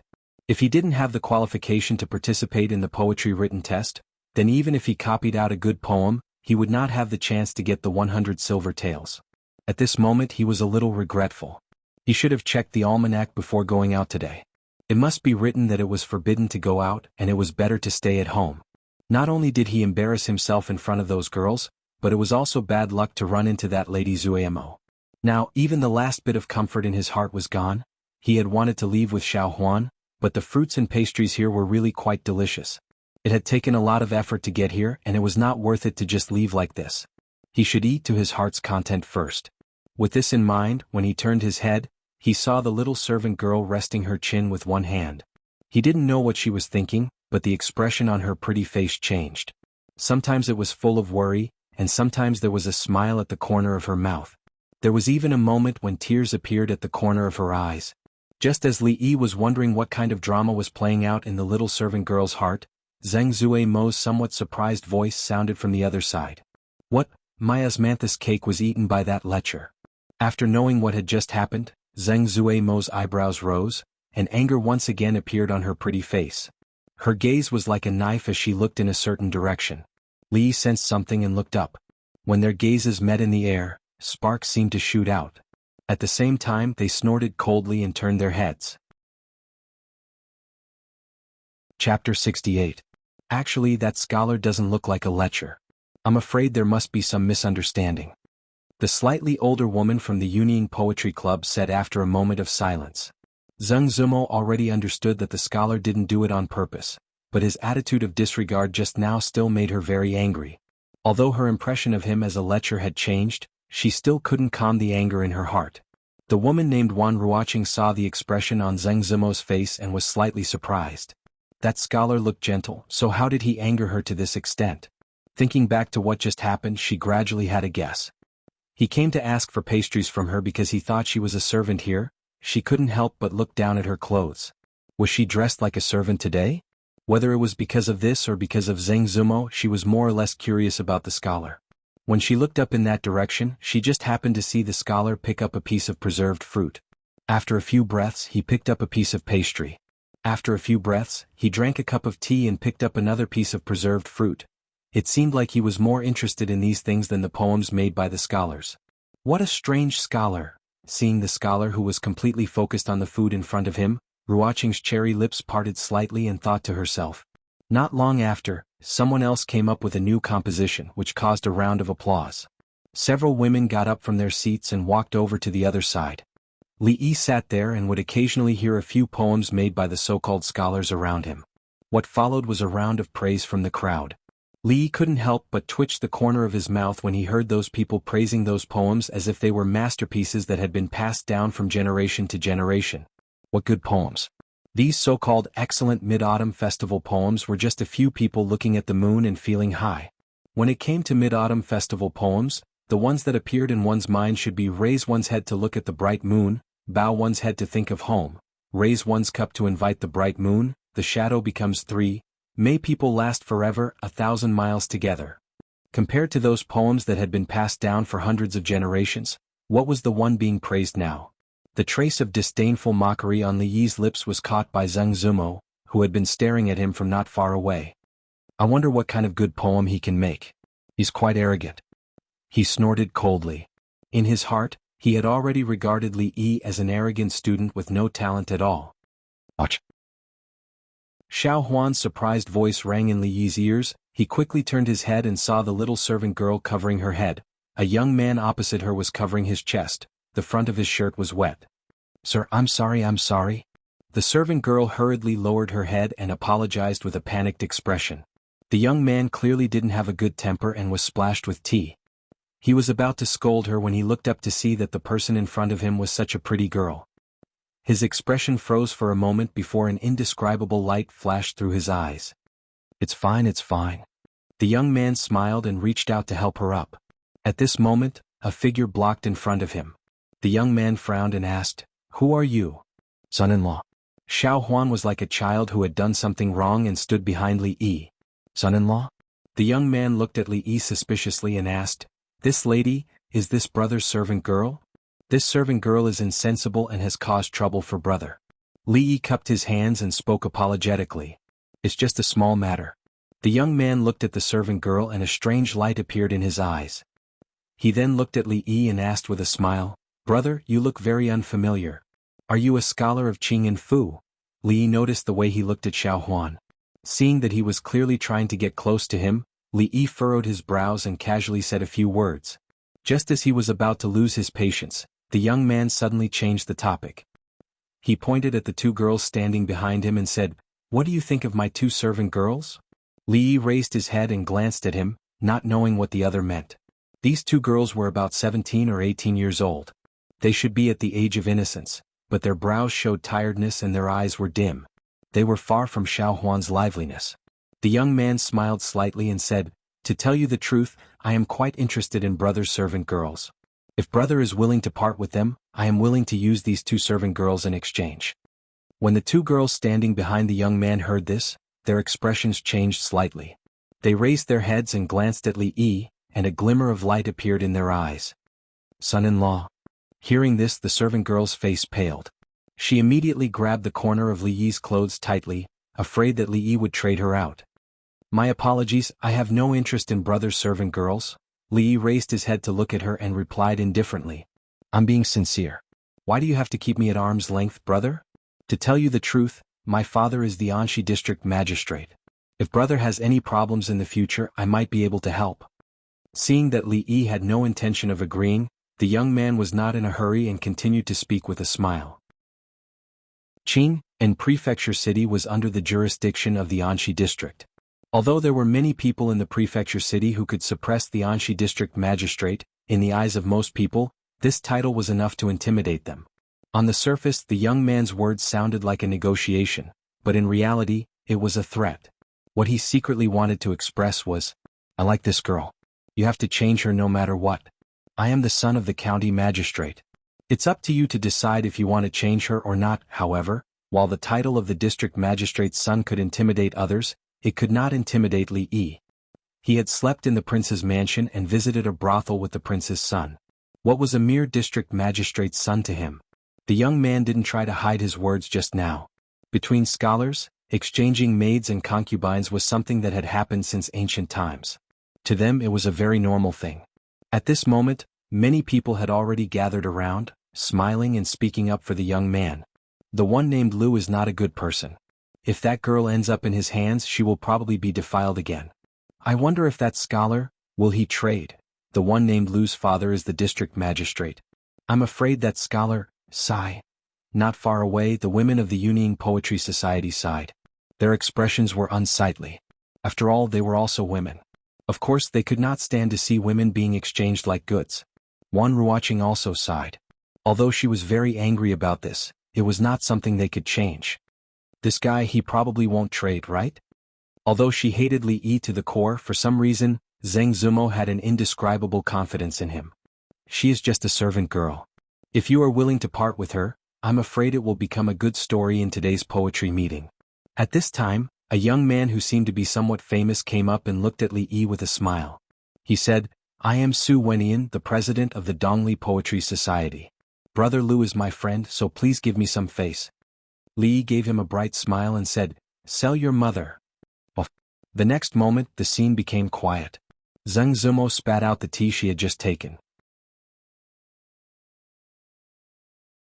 Chapter 69. Zheng Zumo hurriedly wiped away the water stains on her clothes. Deep shock surged onto her pretty face. At this moment she was somewhat suspicious. Had she heard incorrectly just now? In any case, the scholar was still a scholar. How could he say such unreasonable words? But when she turned her head, she saw that Wan Ruoqing and the other women had the same expression as her. They were clearly also shocked. Only then did she confirm that what the scholar had said just now was indeed those 4 words. Her mouth opened slightly. When she looked at the scholar standing in front of the young servant girl, her gaze changed for the first time. This young master, how can he? Wan Ruoqing's lips parted slightly. It was unknown what expression was on her pretty face. Scholars placed great importance on their manners. She had never seen a scholar say such vulgar words. She had always been disgusted by such things.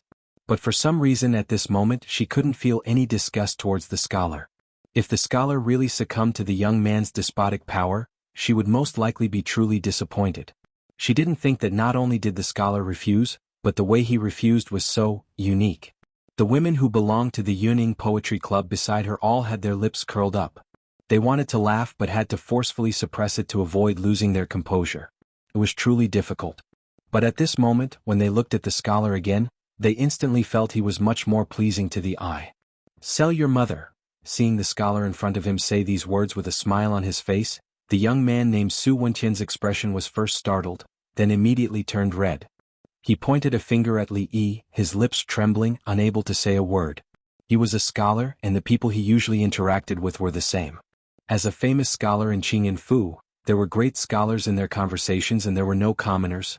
But which great scholar would open his mouth and say, sell your mother? They were all scholars with status, could they speak more civilly? Even though he was angry and wanted to curse back regardless of his status, he couldn't think of any curse words that could rival the 4 words just now. His face became even redder. It was really difficult for a scholar who had been reading the books of sages since he was young to compete with Li Yi, a veteran from the 21st century, in cursing. Vulgar man. Such filthy words. Unbearable. Unbearable. What a disgrace. You're a scholar in vain.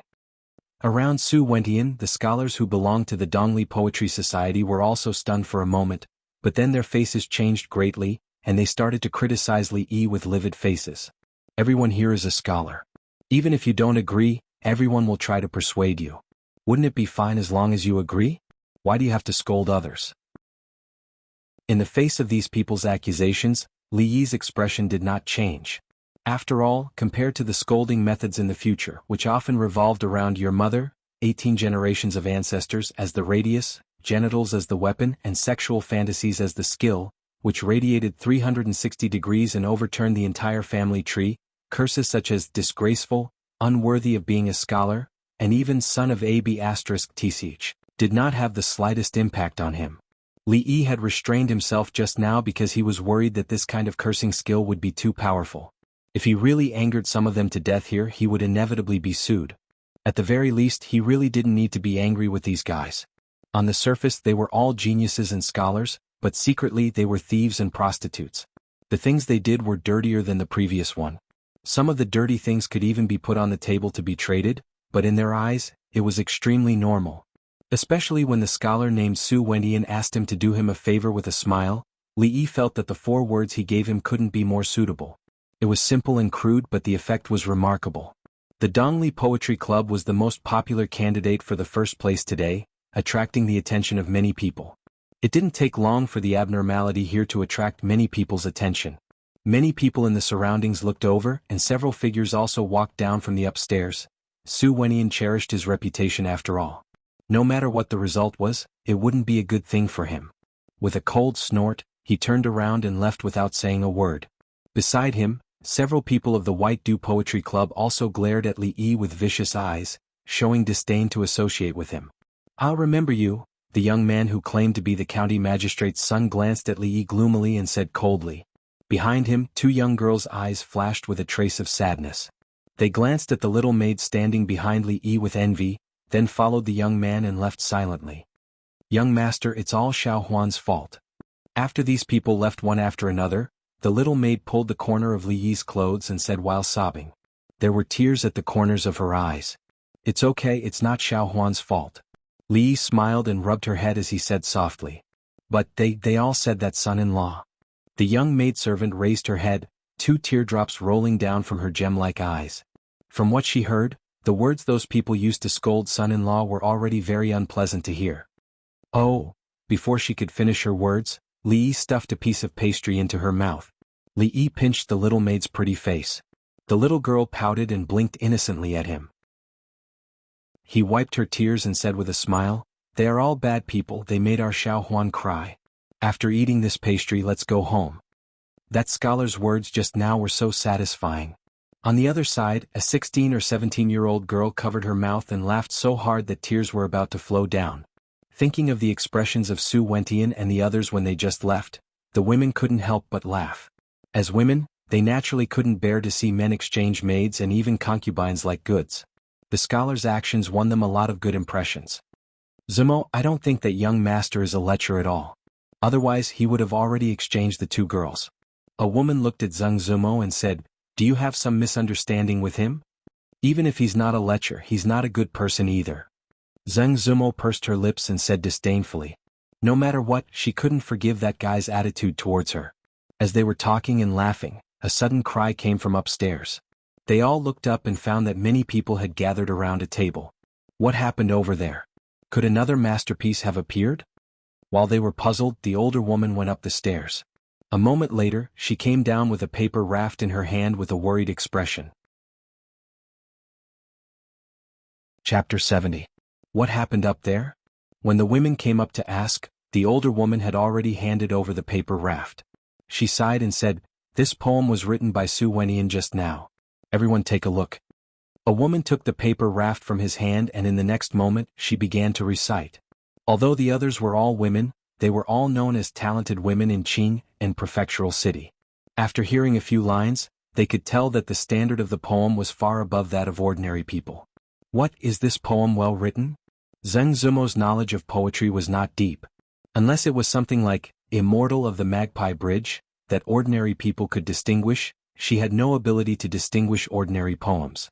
Su Wenqian's Mid-Autumn Festival poem is indeed much better than Fang Zhou's, Wan Ruoqing said slowly with a complicated expression on her pretty face after the woman finished reciting. She could roughly judge the standard of the poem just by listening to it once. She had also heard the Mid-Autumn Festival poem written by Su Wenqian last year. She didn't expect it to go up another level this year. She was afraid that it would shine in the poetry meet tomorrow night. Sister Ruoqing, can your poem beat Su Wenqian's? Zheng Zumo looked at her and asked. She was very concerned about this. The Union Poetry Society's victory or defeat today would determine whether or not they had the right to participate in the true Mid-Autumn Festival tomorrow. If they won, she could enter with them and perhaps she could see that person then? I also didn't think that Su Wenqian would have such skill in Mid-Autumn Festival poem. I'm afraid I cannot compare. Wan Ruoqing shook her head and said with a wry smile. Based on this poem, Su Wenqian has already won today's competition. The older woman of the Union Poetry Society sighed and said. Although they didn't want to admit it, from ancient times until now in the path of poetry, women were always inferior to men. Hearing this, Zheng Zumo's pretty face showed disappointment. If the Union Poetry Society couldn't win, then they didn't have the right to participate in the Mid-Autumn Festival. Naturally, she wouldn't be able to see the talent called Li Yi. These days he could only keep the questions about that novel painting method in his mind. That person seemed to have appeared out of thin air and then disappeared. No matter how others searched, they couldn't find any information related to him. Zheng Zumo could only place all her hopes on tomorrow's poetry conference. With his talent, he shouldn't be absent from that kind of poetry conference.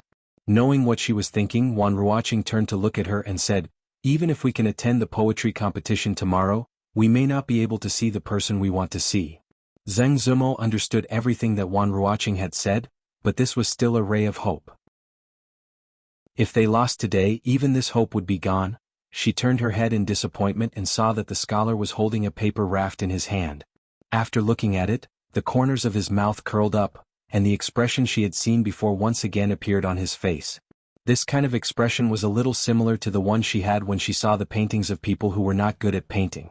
Casually throwing the paper raft on the table, she said something to the young servant girl, and the two of them walked in the direction of the door. Gritting her teeth, she walked over to where the scholar had been, picked up the paper raft he had thrown away, and moved her gaze to it. What was written on the paper raft was the poem that Su Wenqian had been praised by everyone. For a moment, the expression on Zheng Zumo's pretty face became very complicated, but it quickly turned into determination.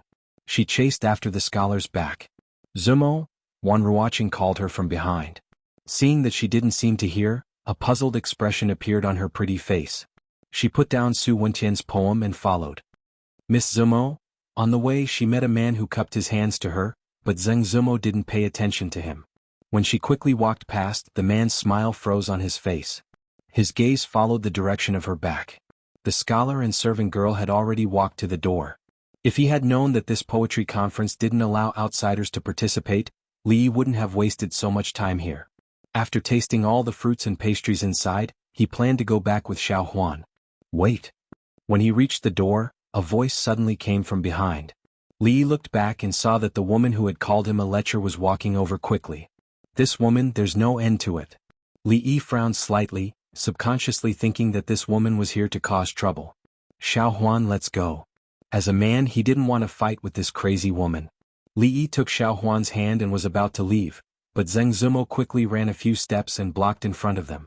Xiao Huan looked at the beautiful woman in front of her, and a vigilant expression appeared on her face. She couldn't help but move closer to Li. What do you want now? Li looked at her and asked with a frown. He was obviously a little unhappy.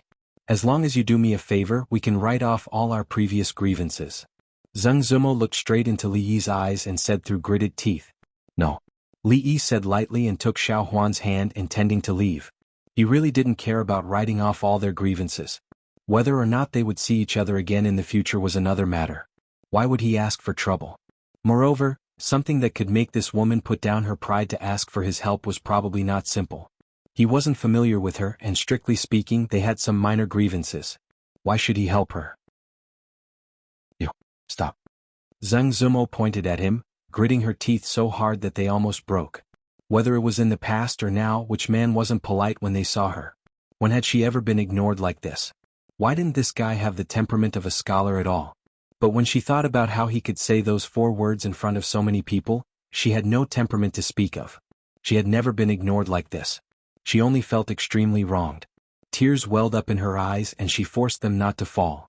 "Sir, please wait." Li Yi and Xiao Huan had already walked out the door, and a soft voice came again from behind. His footsteps paused and he looked back at the gentle woman walking towards him. In the end he didn't turn and leave like before. Just now he had asked for 2 pieces of cake from her, so of course he couldn't be too heartless in front of her. The woman named Wan Ruoqing walked over and first curtsied to Li Yi, then said apologetically, "Zumo is naughty and mischievous. If she has offended you in any way, Ruoqing is here to apologize to you. Please don't blame her." Li Yi looked at this Miss Wan, and then looked at Zheng Zumo, who was still staring at him with a pair of big eyes. He couldn't help but sigh in his heart. They were both women, but why were their personalities so different? The little servant girl stood beside him, and a bitter expression appeared on her pretty face. She already couldn't deal with a beautiful sister, and now there was another one. Second Miss, where are you?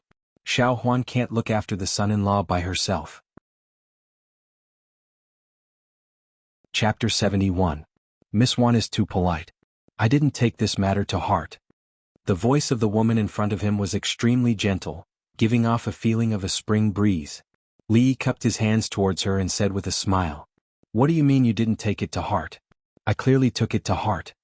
Zheng Zumo watched as this scholar spoke coldly to her but smiled at elder sister Ruoqing.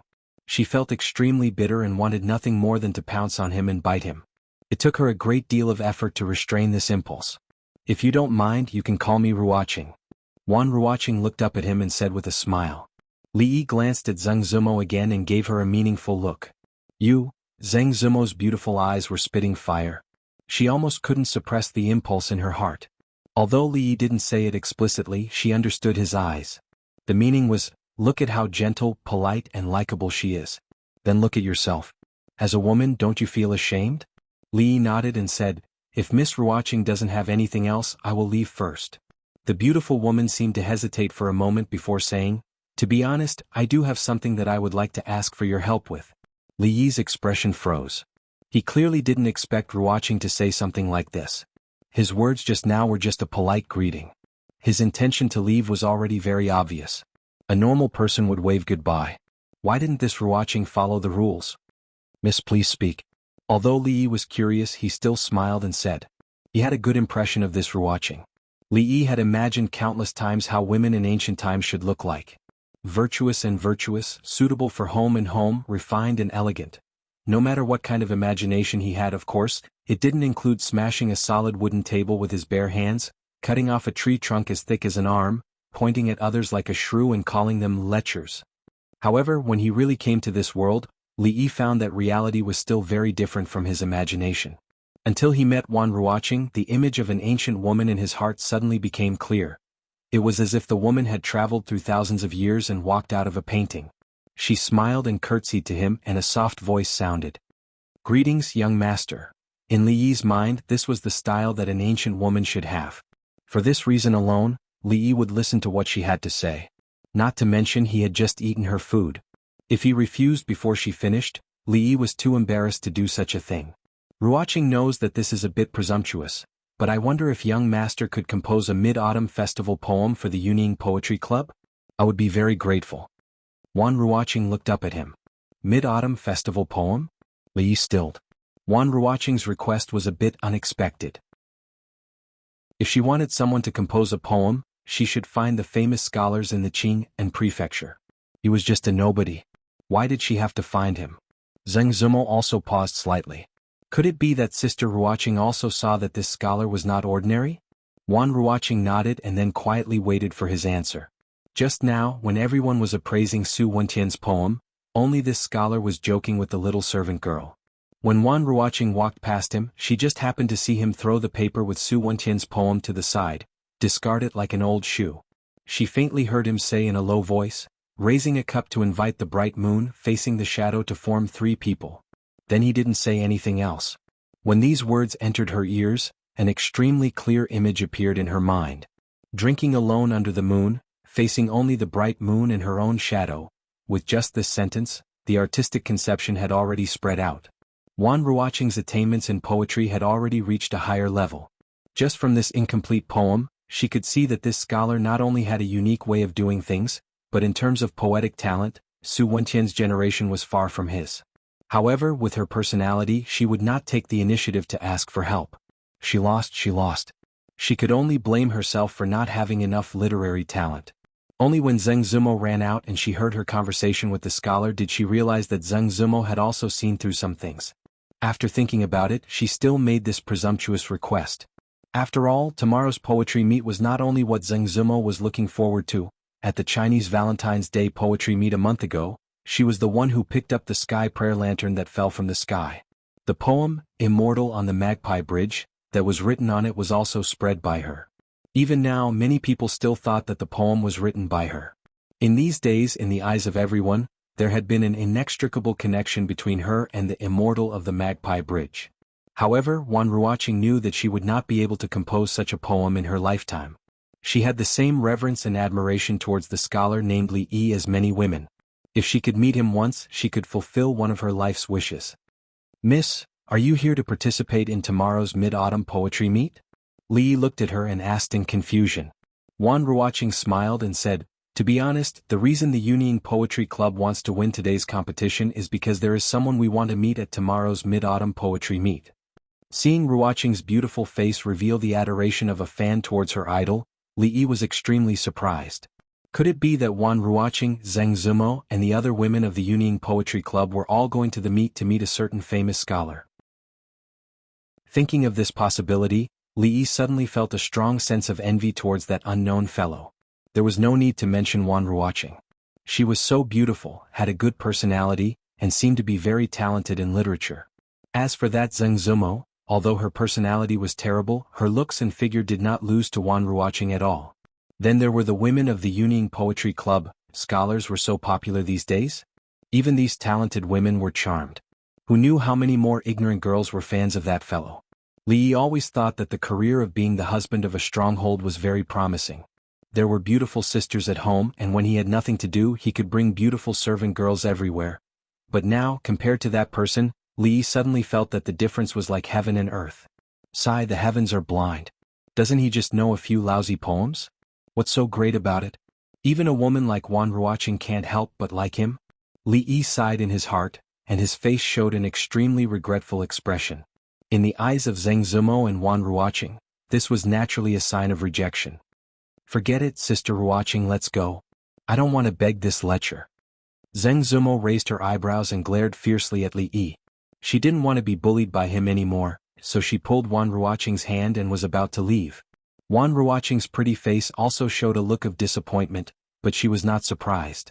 They didn't know each other, so it was indeed a bit too much for her to make such a request.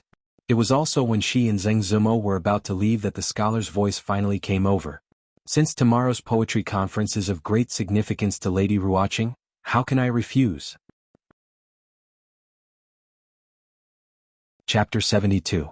A gentleman helps others achieve their goals. Zheng Zumo turned to look at Li Yi. No matter how she thought about it, she couldn't associate the word gentleman with the scholar in front of her. After all, no gentleman would say "your mother" every time he opened his mouth, but no matter what, he finally agreed. However, when she thought about how he rejected her without even thinking when she asked him for help, and how he agreed so easily when it was Sister Ruoqing, she couldn't help but feel an inexplicable sourness in her heart. She looked at Li Yi with resentment. "Thank you, young master." Seeing that Li Yi agreed, Ruoqing's pretty face showed a joyful expression.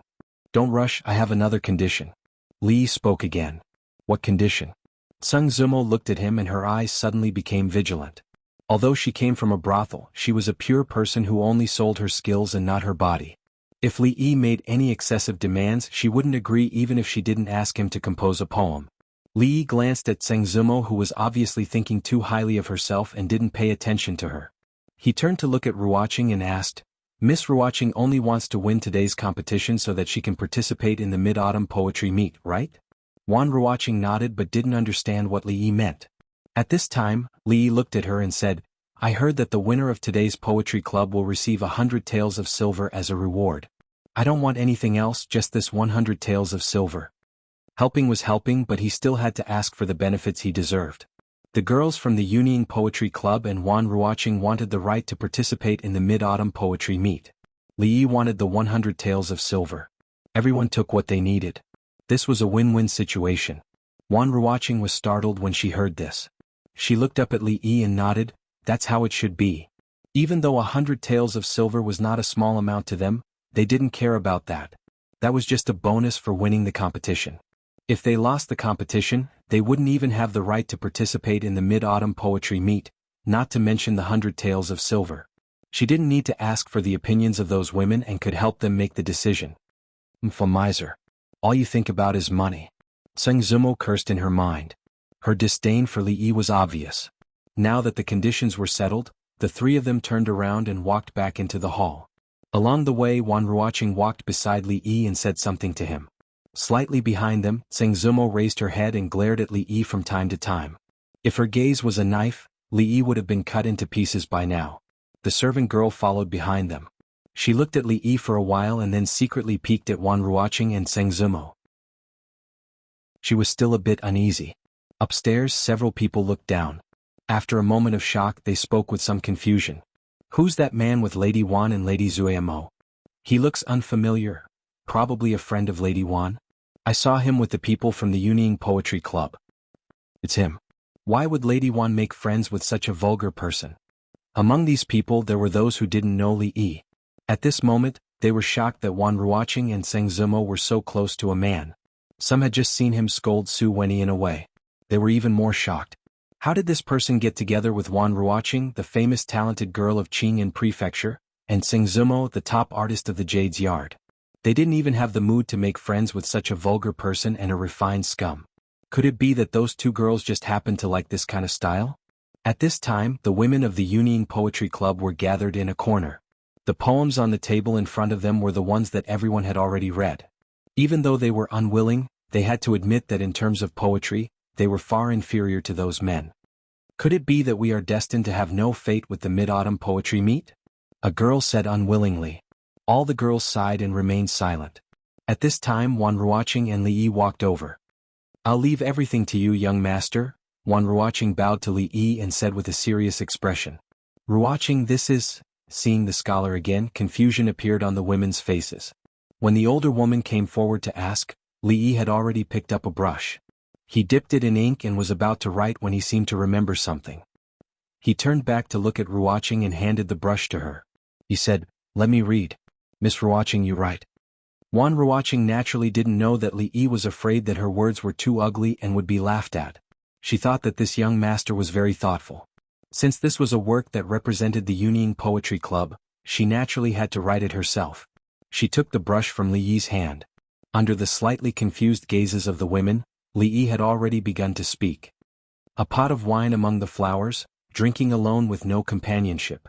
It's a poem? The women exclaimed softly. Their eyes were full of surprise, but they still didn't understand what was going on. Can this guy really do it? Zheng Zumo looked at him, still uncertain. After all, she was only guessing just now. If this scholar was just an arrogant student without any talent, then wouldn't everything she had done just now be in vain? Raising a cup to invite the bright moon, the shadow becomes 3. It was also at this time that the second line of Li Yi's poem was recited. In an instant, the expressions of the rather talented women froze. In the next moment their expressions changed. Seeing that their expressions had all become very solemn, Zheng Zumo was startled. Then she looked at Li Yi and a thought of disbelief rose in her heart. Could it be that his poems are really that powerful? Since the moon cannot be drunk, the shadow follows me. Temporarily accompanying the shadow of the moon, joy must last until spring. Li Yi's voice continued. Beside him, Ruoqing picked up the brush and began to write. Neat and beautiful lines of hairpin-style small regular script appeared on the paper. My song lingers in the moon, my dancing shadow is messy. When awake we are joyful, when drunk we are separated. Forever unrequited we meet again in the clouds. When Ruoqing finished the last word, Li Yi spoke again. This poem is called Drinking Alone Under the Moon. Zheng Zumo stood to the side in a daze. She saw that the gazes of the people around her seemed to be attracted by the poem on the paper and didn't move away for a long time. When she turned to look at the calm scholar again, her expression began to change. After a while, the women from the Union Poetry Club finally moved away from the paper. They looked at each other and an indescribable light appeared on their faces. "Congratulations, Brother Su. Brother Su has great literary talent. We admire you. With Brother Su's poem, you will definitely shine at the Mid-Autumn Poetry Meet tomorrow. I will congratulate Brother Su in advance." You flatter me, you flatter me." Somewhere upstairs, Su Wenyan was accepting the crowd's compliments. He kept saluting back, already forgetting the unhappiness that had just happened. His entire person felt like he was floating. Since the Chishi Poetry Meet a month ago, he had been completely suppressed by the White Dew Poetry Club. Only now did he finally turn the tables and return to the peak of his life. Brother Su's poem is truly breathtaking. Tomorrow, I'm afraid you'll be able to compete with Yang Yanzhou and Xin Zhaoji to see who's better. Opposite Su Wenyan, a scholarly robed young man laughed. Brother Su exaggerates too much. I still have some self-awareness. There are many scholars in Qing'an Prefecture. Even those who are proficient in poetry would not dare to say they can beat these two. Hearing this, Su Wenyan shook his head and said. The young scholar smiled and was about to speak when a paper raft came from the side. His eyes inadvertently swept over. His gaze could not move away. Chapter 73. Brother Su, Brother Su? Su Wenyan looked at the young man who had suddenly fallen into a daze. After calling him twice, the other still didn't come back to his senses. He couldn't help but feel very puzzled. Moving forward in time, a little earlier, a pot of wine among the flowers, drinking alone with no companionship. Raising a cup to invite the bright moon, the shadow becomes three people. Since the moon cannot be drunk, the shadow follows me. Temporarily accompanying the shadow of the moon, joy must last until spring. Forever unfeeling and traveling, we will meet in the clouds. Ruoqing this poem, as Ruoqing wrote, drinking alone under the moon, on the Xian paper with graceful handwriting, the expressions of the talented women of the Union Poetry Club gradually changed from puzzlement to shock. After she stopped writing, the older woman turned to look at her and opened her mouth in disbelief. How does this poem compare to what Fang Wentian did? Zheng Zumo had seen the change in the expressions of the women just now. She couldn't help but ask impatiently. Hearing this, the older woman's expression became solemn. She said, "How can the light of a grain of rice compete with the brilliance of the moon? What virtue and ability does Fang Wentian have to compare with this legendary poem?" Legendary poem? Zheng Zumo's cherry lips parted slightly. It was as if a bolt of lightning had flashed through her mind. That unreasonable guy's poetic talent was actually at such a high level? If this poem were to spread, I'm afraid that all the scholars of our Jing kingdom, no matter when or where, as long as they raise a cup to drink, they will inevitably recite, raising a cup to invite the bright moon, the shadow becomes three people. A young woman's beautiful eyes became dazed as she murmured. The performance of the talented women was not out of Li Yi's expectations. One had to know that this drinking alone under the moon, even among all of Li Bai's works, was considered the best of the best. Raising a cup to invite the bright moon, the shadow becomes three people, was a line that had been passed down for thousands of years. Who was Li Bai? He was an existence that stood at the peak of the ancient literary world. Any random poem he threw out was enough to scare people to death. Wan Ruoqing's pretty face was also filled with uncontrollable excitement. When she heard the poem, she only guessed that this young master should have some talent, but she never thought that his talent would be so high. Putting aside her personal feelings, the standard of this poem was already comparable to the Immortal Magpie Bridge. Of course, in Wan Ruoqing's heart, she still preferred Immortal Magpie Bridge. Putting aside the relationship between her and that poem, in the Jing Kingdom for various reasons, the development of poetry was more prosperous than that of poetry and was more popular. As for poetry, it was indeed very popular during the previous dynasty. However, for the past 100 years, the literati of the Jing Kingdom still preferred writing lyrics. Because of this, although Drinking Alone Under the Moon had a very high standard, but in terms of influence, it would not surpass Immortal Magpie Bridge. However, if this poem was compared to something like Fang Wentian, it would be making a mountain out of a molehill. When the shock in their hearts subsided a little, everyone's gazes couldn't help but look at Li Yi. For them, through a poem, they could see the character of the poet, and even what he was thinking when he wrote the poem. Drinking alone under the moonlight with no one close to him, from lonely to not lonely, then from not lonely to lonely. His poetry was broad-minded, and there was no room between himself and the world. What kind of breadth of mind was this? Raising a cup to invite the bright moon, facing the shadow of 3 people. What kind of desolation would come after this kind of self-satisfaction? The scholar's expression was calm, but the hearts of the talented women were already filled with a myriad of emotions. Being stared at by so many women, Li Yi truly felt a little guilty. He coughed lightly and the pretty faces of the women blushed slightly. Only then did they realize that as women, staring at a man like this was a very unreasonable action. He hurriedly returned to his seat and copied the poem from just now onto a few pieces of paper, passing it around among the crowd. Not far from Li Yi, Zhengzimo sat there. She didn't know whether to be happy or angry at this moment. She was happy because there was hope of winning today's competition and participating in tomorrow's mid-autumn poetry meet. She was angry because the heavens were blind and gave that unreasonable person such a good talent. As for the servant girl standing next to Li Yi, although her head was still dizzy, she was very happy inside. It seemed that the son-in-law's poem had scared these sisters. Last Qixi, son-in-law had even written a poem on Xiao Huan's prayer lantern. It was called, Something Something Immortal? At last month's Qixi poetry meet, Fang Zhou suppressed Su Wentian. If not for the immortal magpie bridge, that appeared out of nowhere, I'm afraid he would have been the champion that day. But today he was overshadowed by Su Wentian. If the White Dew Poetry Club doesn't have a better poem, I'm afraid they will lose this time. That's not surprising. In the field of poetry, it has always been difficult to distinguish who is better. Fang Zhou is good at Qixi poems, and Su Wentian's poem about the moon is very outstanding. It is very suitable for this mid-autumn poetry meet. It is no surprise that Fang Zhou lost to him. Speaking of which, the talented women of the Yunying Poetry Club can't be underestimated. I wonder if they have any good poems tonight? Of course they do. Lady Wan's poem about the moon is above Fang Zhou's, but it is still inferior to Fang Wentian's. Somewhere on the first floor, a few scholars raised their cups and drank, judging the outstanding works of today's poetry meet. In the end, they are just women.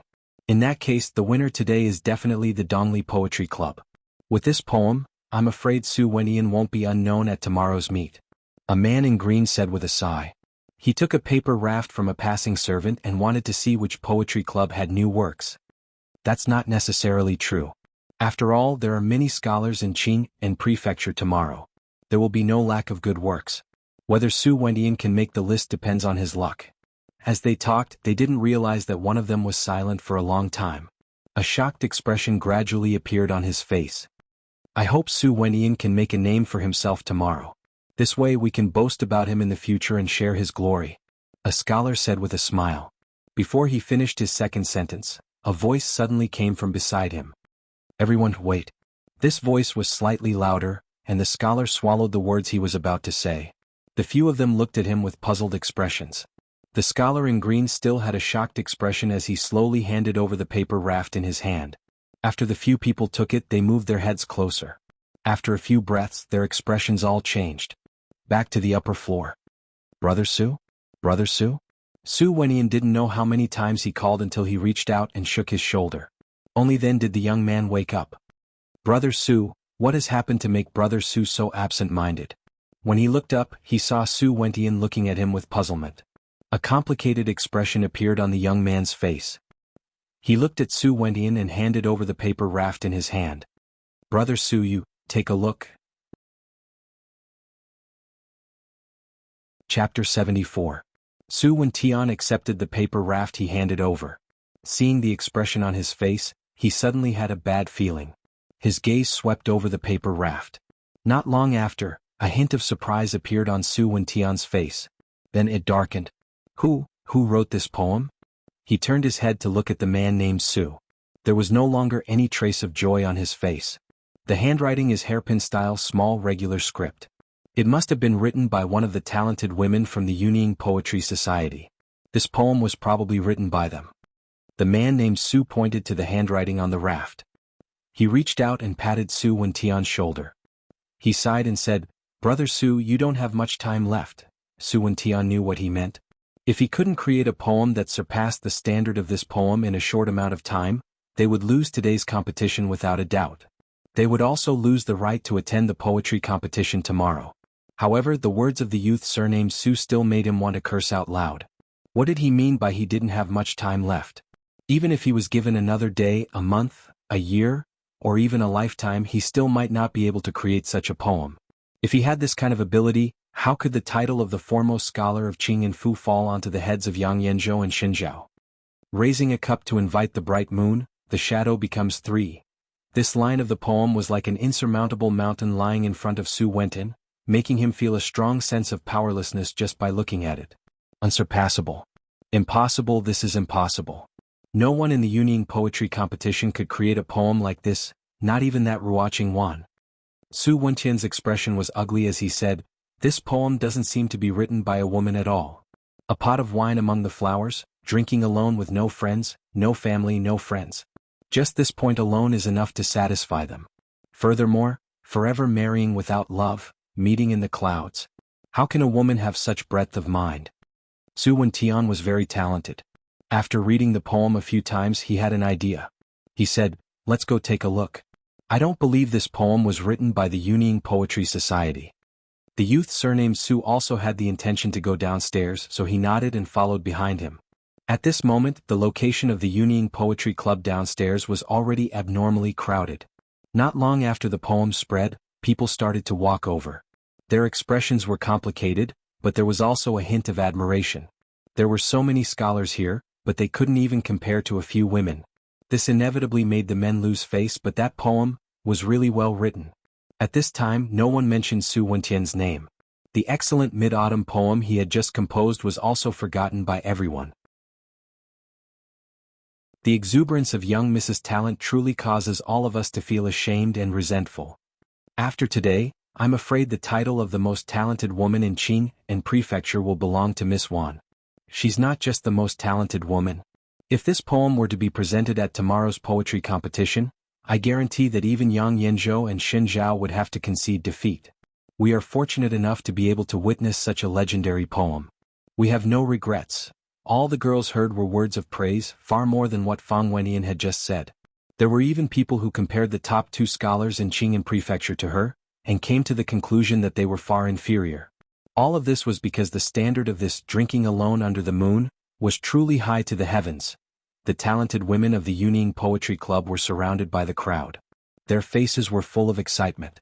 Naturally, there were also many people surrounding Wan Ruoqing. Hearing their praises, her face was slightly embarrassed. She glanced at Li Yi guiltily. Seeing him smiling at her, her face became even redder. That poem, it was clearly written by the son-in-law. The little servant girl at the side pouted and muttered in a small voice. In her heart, she was angry for the son-in-law. When Su Wentian and the youth surnamed Su came downstairs, they were blocked outside the crowd and couldn't squeeze in. "Everyone make way, don't push, who stepped on my foot? Damn it, which shameless scoundrel touched my butt?" The two of them squeezed in with great difficulty and instantly attracted the dissatisfaction of the crowd. When they turned their heads and saw that the person who came was Su Wentian, their expressions became strange and they made way for him. After all, if it wasn't for the sudden appearance of a super dark horse, the person who had the last laugh today would have been Su Wentian. Gaining and losing, the taste in his heart was probably not good at all. Everyone also wanted to see his reaction. It would be best if he would give a speech about not receiving the award. Under the gaze of the crowd, Su Wentian walked next to the women of the Yunying Poetry Club. He first raised his hands in greeting and said, "This, drinking alone under the moon, is the peak of mid-autumn festival poetry. I, Su, am full of admiration." At this point, the topic suddenly changed. "I wonder which talented woman of the Yunying Poetry Club wrote this poem?" Among the women, the face of the younger girl changed slightly. Even though it quickly returned to normal, Su Wentian still caught it.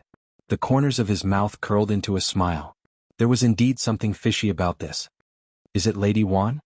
Su Wentian looked at Wan Ruoqing with a smile that was not a smile. "No." Wan Ruoqing shook her head.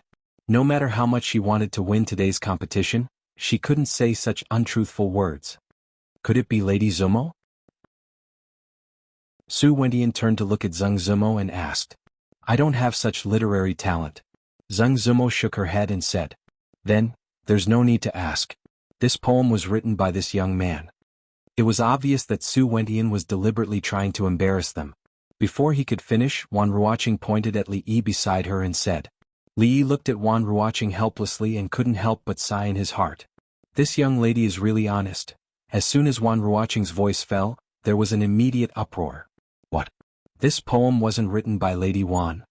That scholar can actually produce such a masterpiece. If that's the case, this poem can't be counted as written by the Union Poetry Society? What a pity. If this wasn't the case, this poem would have won the competition tomorrow. Seeing the astonished expressions on everyone's faces, Fang Wentian revealed a smile. He looked at Wan Ruoqing and said, "If I remember correctly, other than the poetry clubs, outsiders are not allowed to participate in this competition, right?" The faces of the few women from the Union Poetry Society changed slightly. There was indeed such a rule in today's competition. However, every poetry society would invite a few scholars that they were familiar with. If they could compose a good poem, it would count as a poem from their own society. This was something that everyone had a tacit understanding about. However, rules were rules. If they were serious, poems written by outsiders naturally did not count. Thinking of this, their hearts all sank. What if this young man isn't an outsider? At this moment, a voice suddenly came from the side. Chapter 75. The leader of the Union Poetry Society, the slightly older woman, walked over. She looked at Su Wentian and said, "What if this gentleman is not an outsider?" "What do you mean, Miss Zhao?" Su Wentian asked with a frown. "To be honest, this gentleman has long joined the Union Poetry Society. His poems can naturally represent us," Zhao Yunru said slowly as she looked around at the crowd. When these words were spoken, the women of the Union Poetry Society, including Wan Ruoqing and Zheng Zimo, all froze. This gentleman, when did he join the Union Poetry Society? Li also stilled. When did he join the Union Poetry Society? How come he didn't know? At this moment, Li Yi saw the woman winking at him discreetly, and he immediately understood what was going on. Yes, from now on he was a member of the Union Poetry Society. At the same time, an uproar immediately came from the surrounding crowd. How is this possible? He is a man. The Union Poetry Society has always only been women. When has a man ever joined? Clearly Zhao Yunru's words just now had a great impact on them. The Union Poetry Society was formed by the talented women of Qing and Prefecture and had never accepted any men. Where did this person come from? The Union Poetry Society has always only been women. This is something everyone knows. Miss Zhao, please do not joke. Su Wentian still had a faint smile on his face. Zhao Yunru's words were clearly just a temporary measure. However, she used the wrong method and could not be exposed. Hearing this, Zhao Yunru looked at the crowd with a slight smile and said, "When did we say that the Union Poetry Society only allowed women to join?" The smile on Su Wentian's face froze. The surrounding hubbub also gradually quieted. A sliver of shock floated onto everyone's faces and they revealed thoughtful expressions. Very quickly they realized that from beginning to end, the Union Poetry Society seemed to have never said such a thing.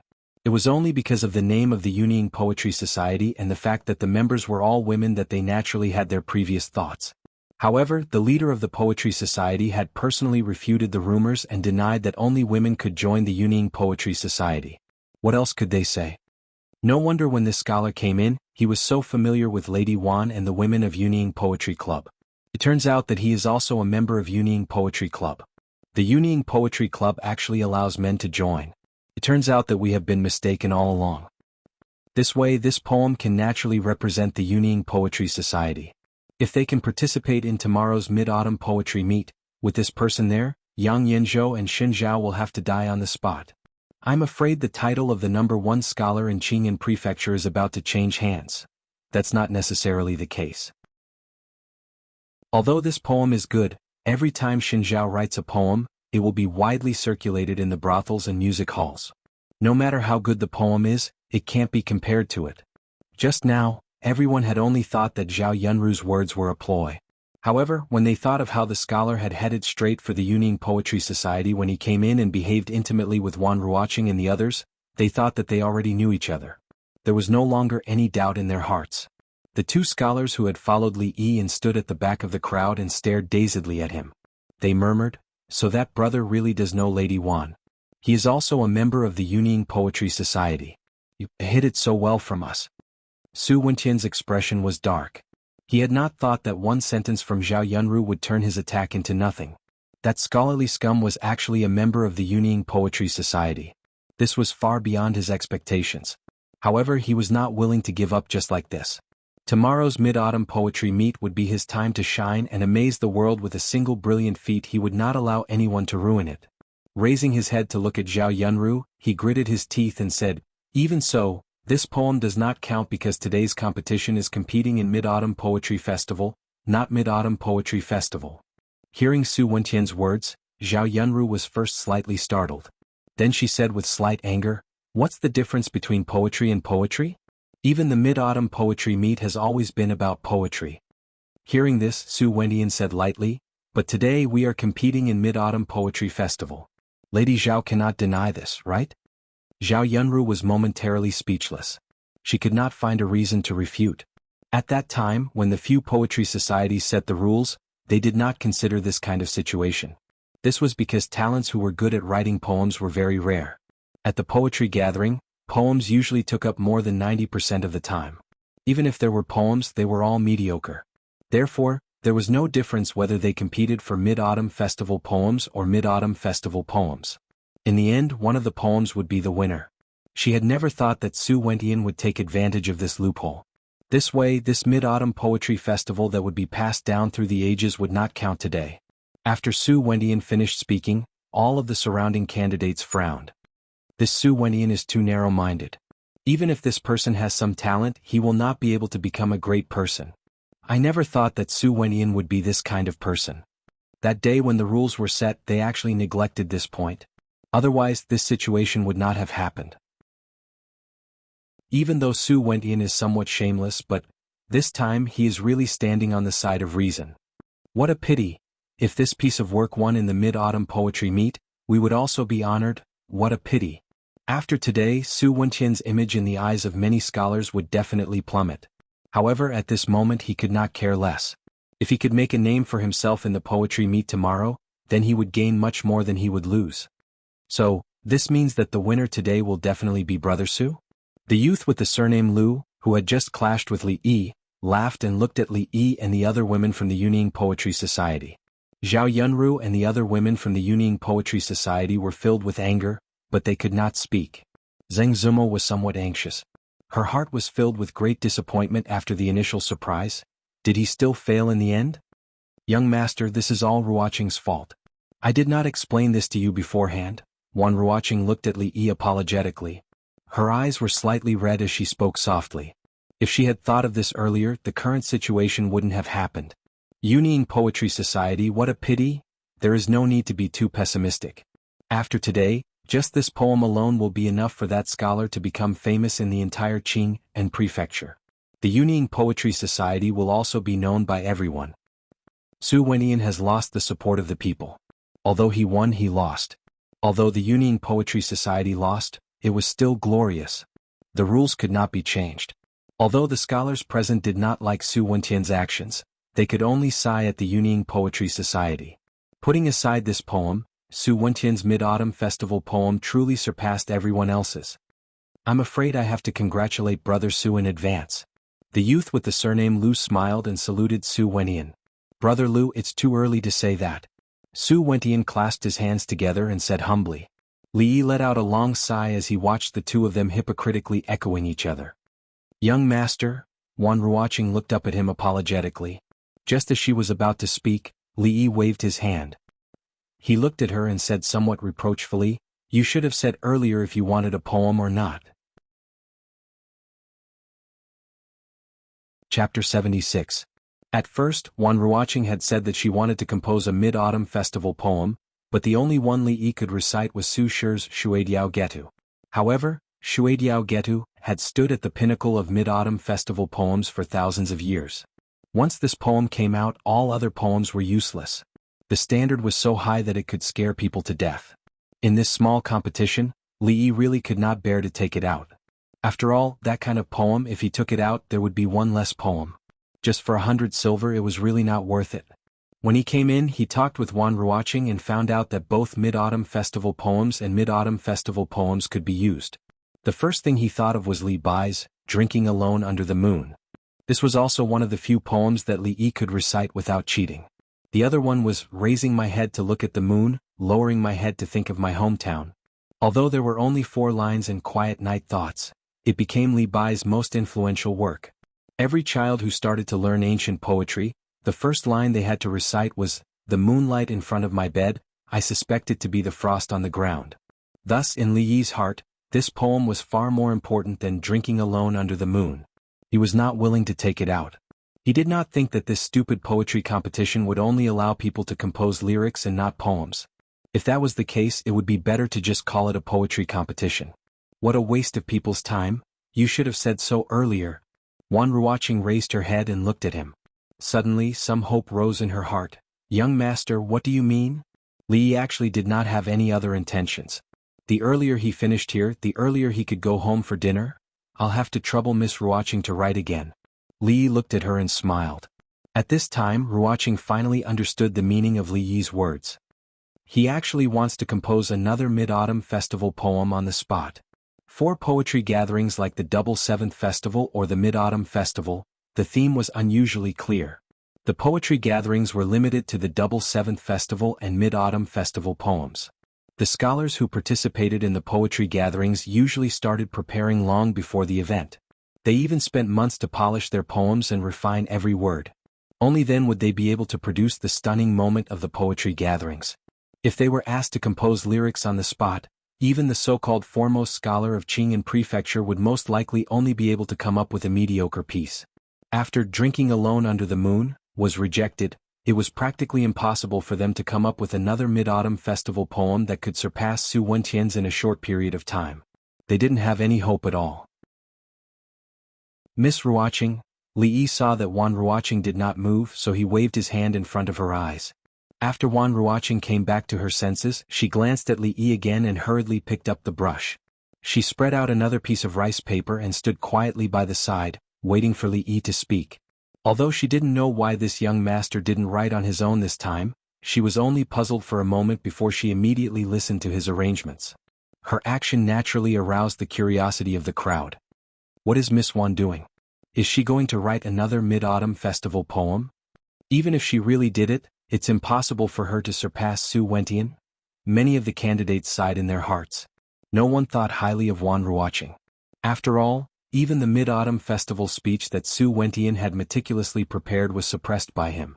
How could he possibly beat the other party with his improvisation? When Su Wentian saw this, a mocking expression appeared on his face. If Ruoqing's meticulous preparation for the past few months was enough to threaten him, the lyrics she wrote on the spot probably wouldn't be as good as the one she just wrote. Ruoqing. The women of the Yunying Poetry Society also guessed the same. Zhao Yunru looked at her and opened her mouth. In the end she could only sigh. Only Zheng Zumo looked up at Li Yi. She had seen everything that he had whispered to Wan Ruoqing. "Partridge sky." Just at this time, Li Yi spoke lightly. "Partridge sky?" Some of the candidates' expressions froze. "It's a poem," someone immediately said. So the lyricist was that brother. Everyone immediately understood. However, because of this, their confidence in the Yunying Poetry Society decreased a bit. Even though poetry was often mentioned together, there were great differences in both style and rhythm. To study one of them required a great deal of time and energy, not to mention someone who was a master of both poetry and poetry. Such a talent would have long been famous throughout the world. There was no way they wouldn't recognize him. The standard of Drinking Alone Under the Moon was already high enough to make them gasp in surprise. If a poem written on the spot could beat Su Wentian, then Su Wentian wouldn't be the only one who would feel ashamed. Su Wentian's smile remained on his face, his heart full of confidence. Not to mention that the person in front of him was only an unknown scholar.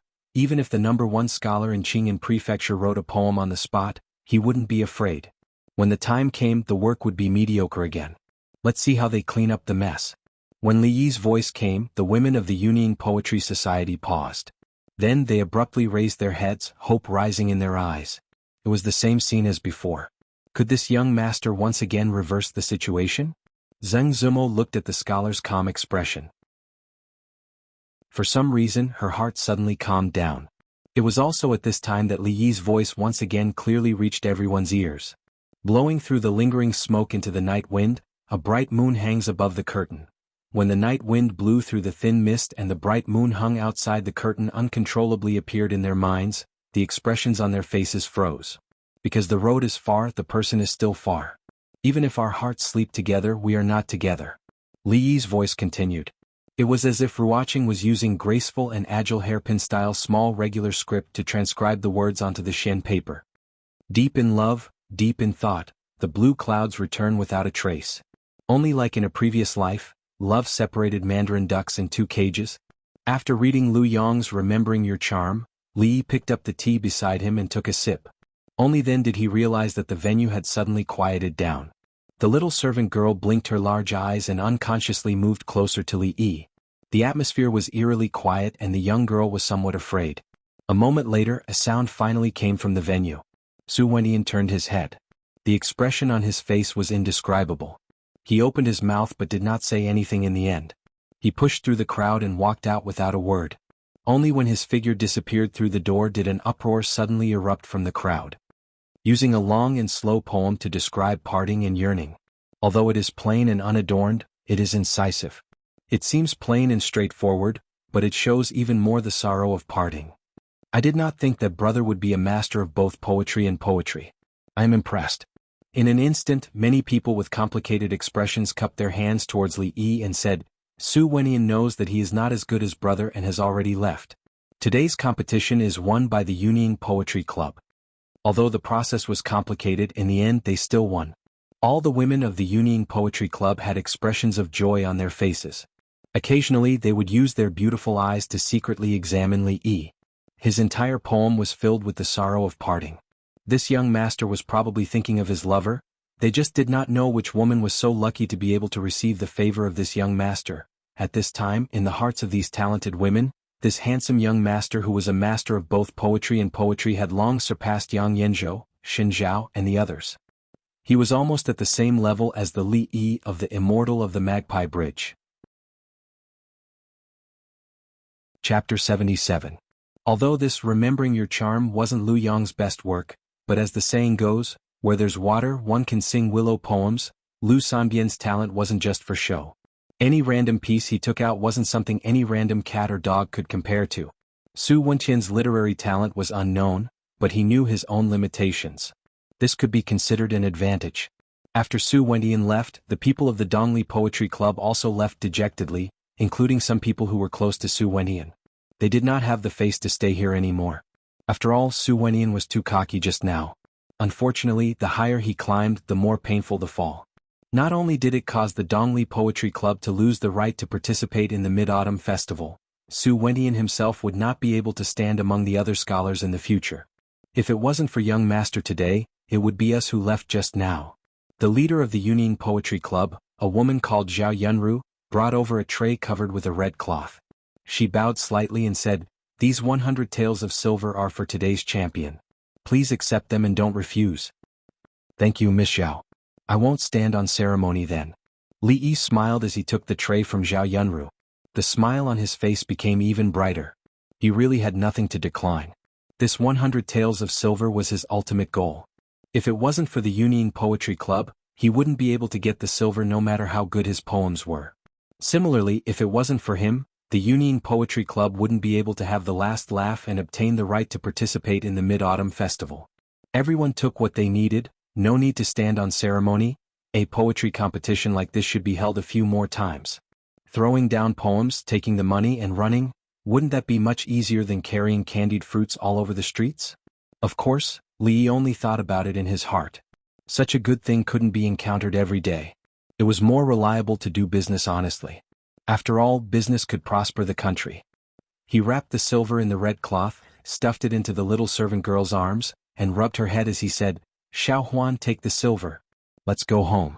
100 taels of silver was about 7 or 8 caddies. It wasn't heavy for the little servant girl. Xiao Huan had already experienced son-in-law's ability to earn money and was already used to it. She hugged the silver to her bosom, her little face full of smiles. In addition to the silver in her bosom, the servant girl also held tightly onto 2 folded pieces of paper. On the paper were 2 poems written by the young master. Xiao Huan was illiterate and could not remember those 2 poems. Just now when those people were passing them around, the little servant girl secretly kept 2 pieces and planned to bring them home to show Miss and Second Mississippi.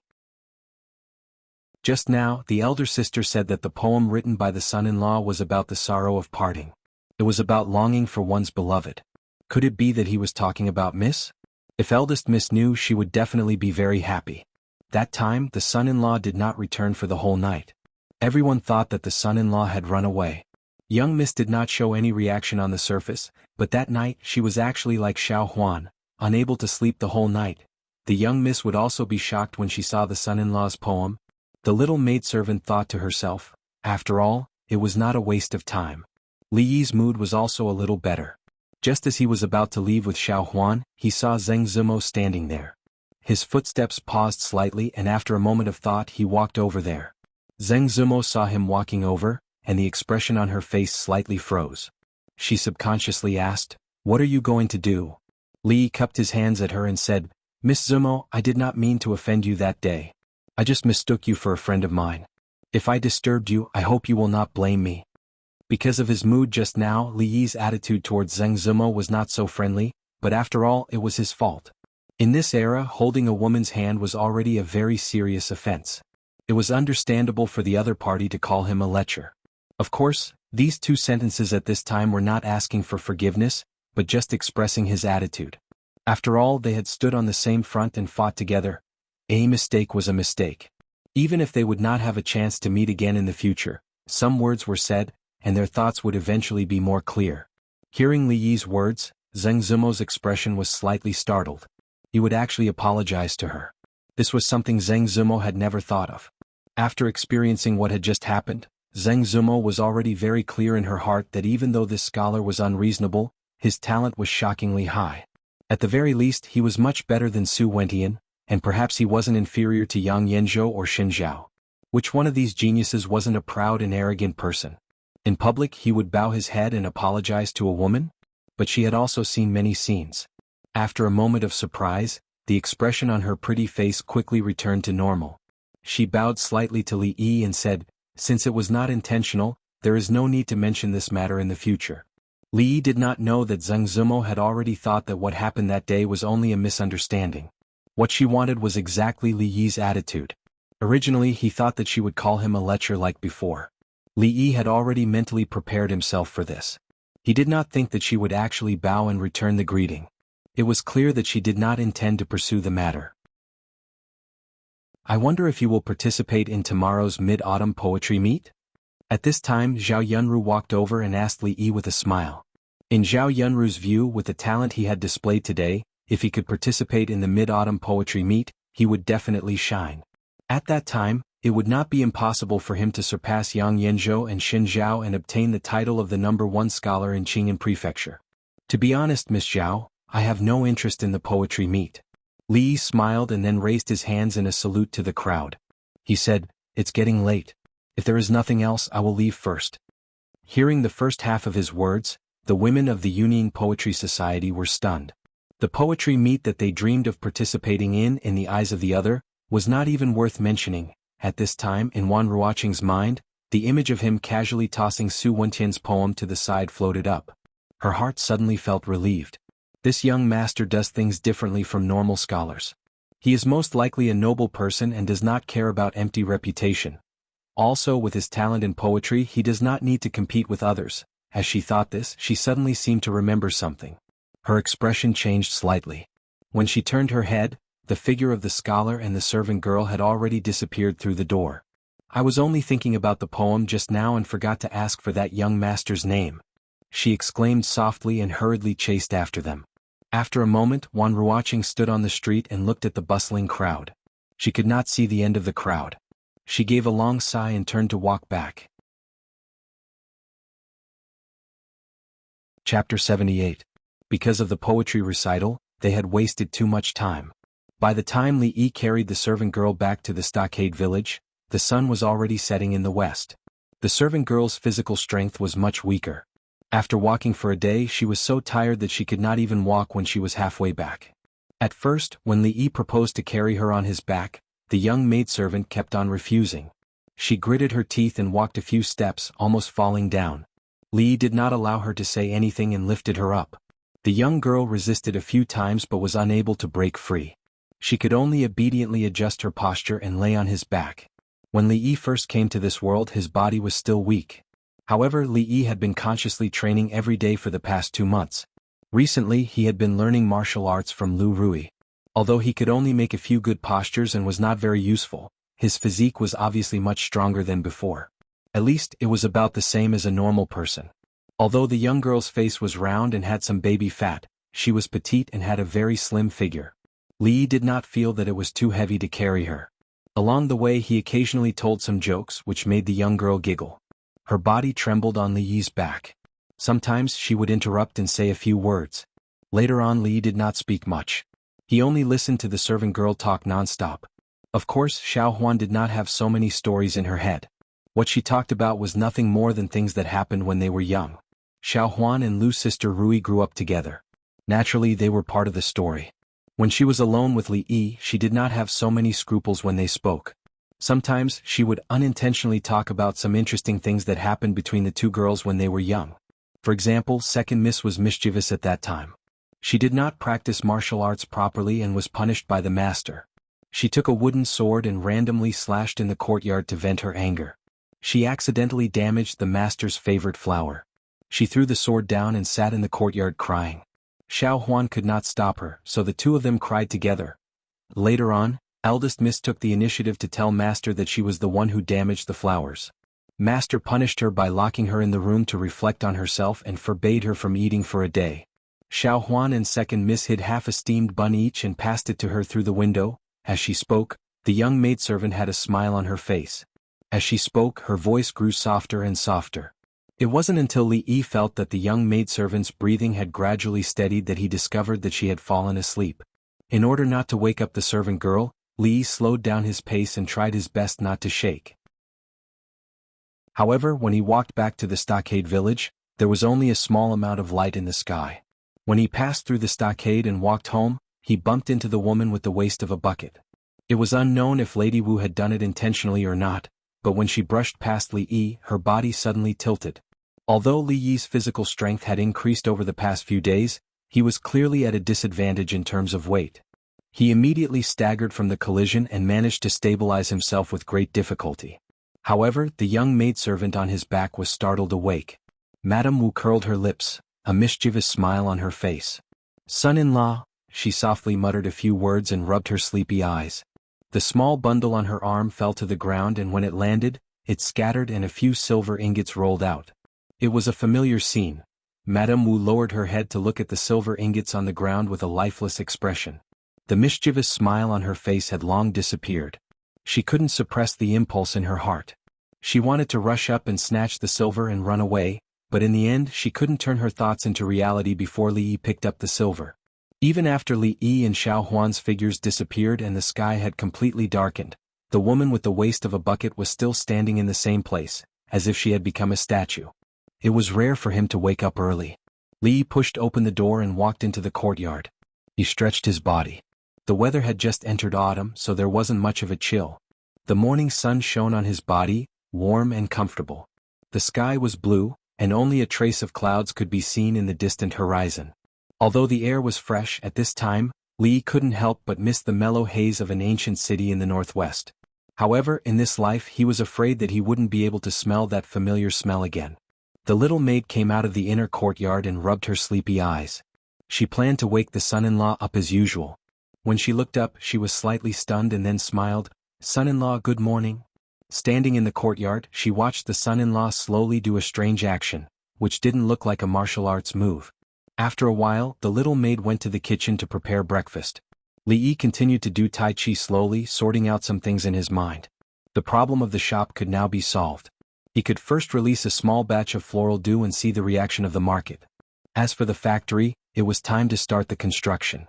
These things could be left to Fang and others. Li Yi couldn't intervene in the construction of the house, but the site had to be close to the water source. The layout of the room also needed to be discussed with Fang in advance. Other things couldn't be rushed for the time being. The road had to be taken step by step. Fortunately, although the process was a little tortuous, it had been developing. The only thing that made him a little regretful these days was another thing. He originally thought that under the blessing of the protagonist's halo, it would be easy for him to practice martial arts and advance by leaps and bounds. It wouldn't take long for him to become the world's #1 martial arts master. With a wave of his hand, he could destroy strong enemies and become the man with the highest martial arts value in the family. This goal seemed to have been achieved. In short, it was the kind of very, very powerful. However, the reality was cruel. The dream of becoming a top master would probably never be realized. These days he could only put on an empty stance. He learned the moves very fast, but there was no lethality. As for the so-called internal force and genuine chi, he didn't feel it at all. In the words of Lu Rui, his aptitude was too mediocre. Even if he worked hard, he wouldn't have much success in martial arts in this life. It would be the best if he could become a second-rate master. The hidden meaning of this sentence was that even if Li Yi practiced martial arts for a lifetime, he wouldn't be her opponent. In the future, he shouldn't dream of surpassing her. For martial arts, Li Yi was more of a childhood obsession. It didn't matter if he couldn't become a martial arts master. He would be very satisfied if he could become a martial arts master. Lu Rui and the others started practicing martial arts when they were young. They didn't know how much hardship they had suffered in the process to have their current strength. This kind of hardship, Li Yi might not be able to bear. In comparison, practicing Tai Chi when there was nothing to do could not only strengthen the body but also nourish the mind. It was obviously much easier. Before he finished a set of moves, Lu Rui came in from the front door. She would go outside to practice martial arts every morning. She glanced at Li Yi and saw him doing those strange moves. She imitated him and then shook her head and went back to her room to take a bath. "Husband, what are you doing?" After finishing the last move, a sweet voice came from behind. Li Yi turned around and saw a beautiful woman in a plain dress standing there. The dress was fluttering in the morning wind. The sun shone through her hair, illuminating the entire courtyard. Chapter 79. Even though they saw each other every day, Li Yi was still amazed by Lu Rui's beauty every time he saw her. She was as beautiful as the top actresses in the future. It was not an exaggeration to use more words to praise her beauty. In the Willow Leaf Village, even the naughty children who hadn't even grown up knew that they would marry a wife as beautiful as Sister Rui when they grew up, which showed how attractive she was to men. It had to be said that the old Lu family's genes were so good that they had no friends. Their daughters were each more beautiful than the other. Although Li Yi had never seen Lu Rui and her sister's parents, who were his in-laws in name, he knew that the two of them were definitely not bad-looking. Sometimes, Li Yi would even think that it was a blessing from God to make up for his accidental time travel. Was the beautiful woman in front of him really his wife? Although they hadn't had sex yet, they had bowed to heaven and earth.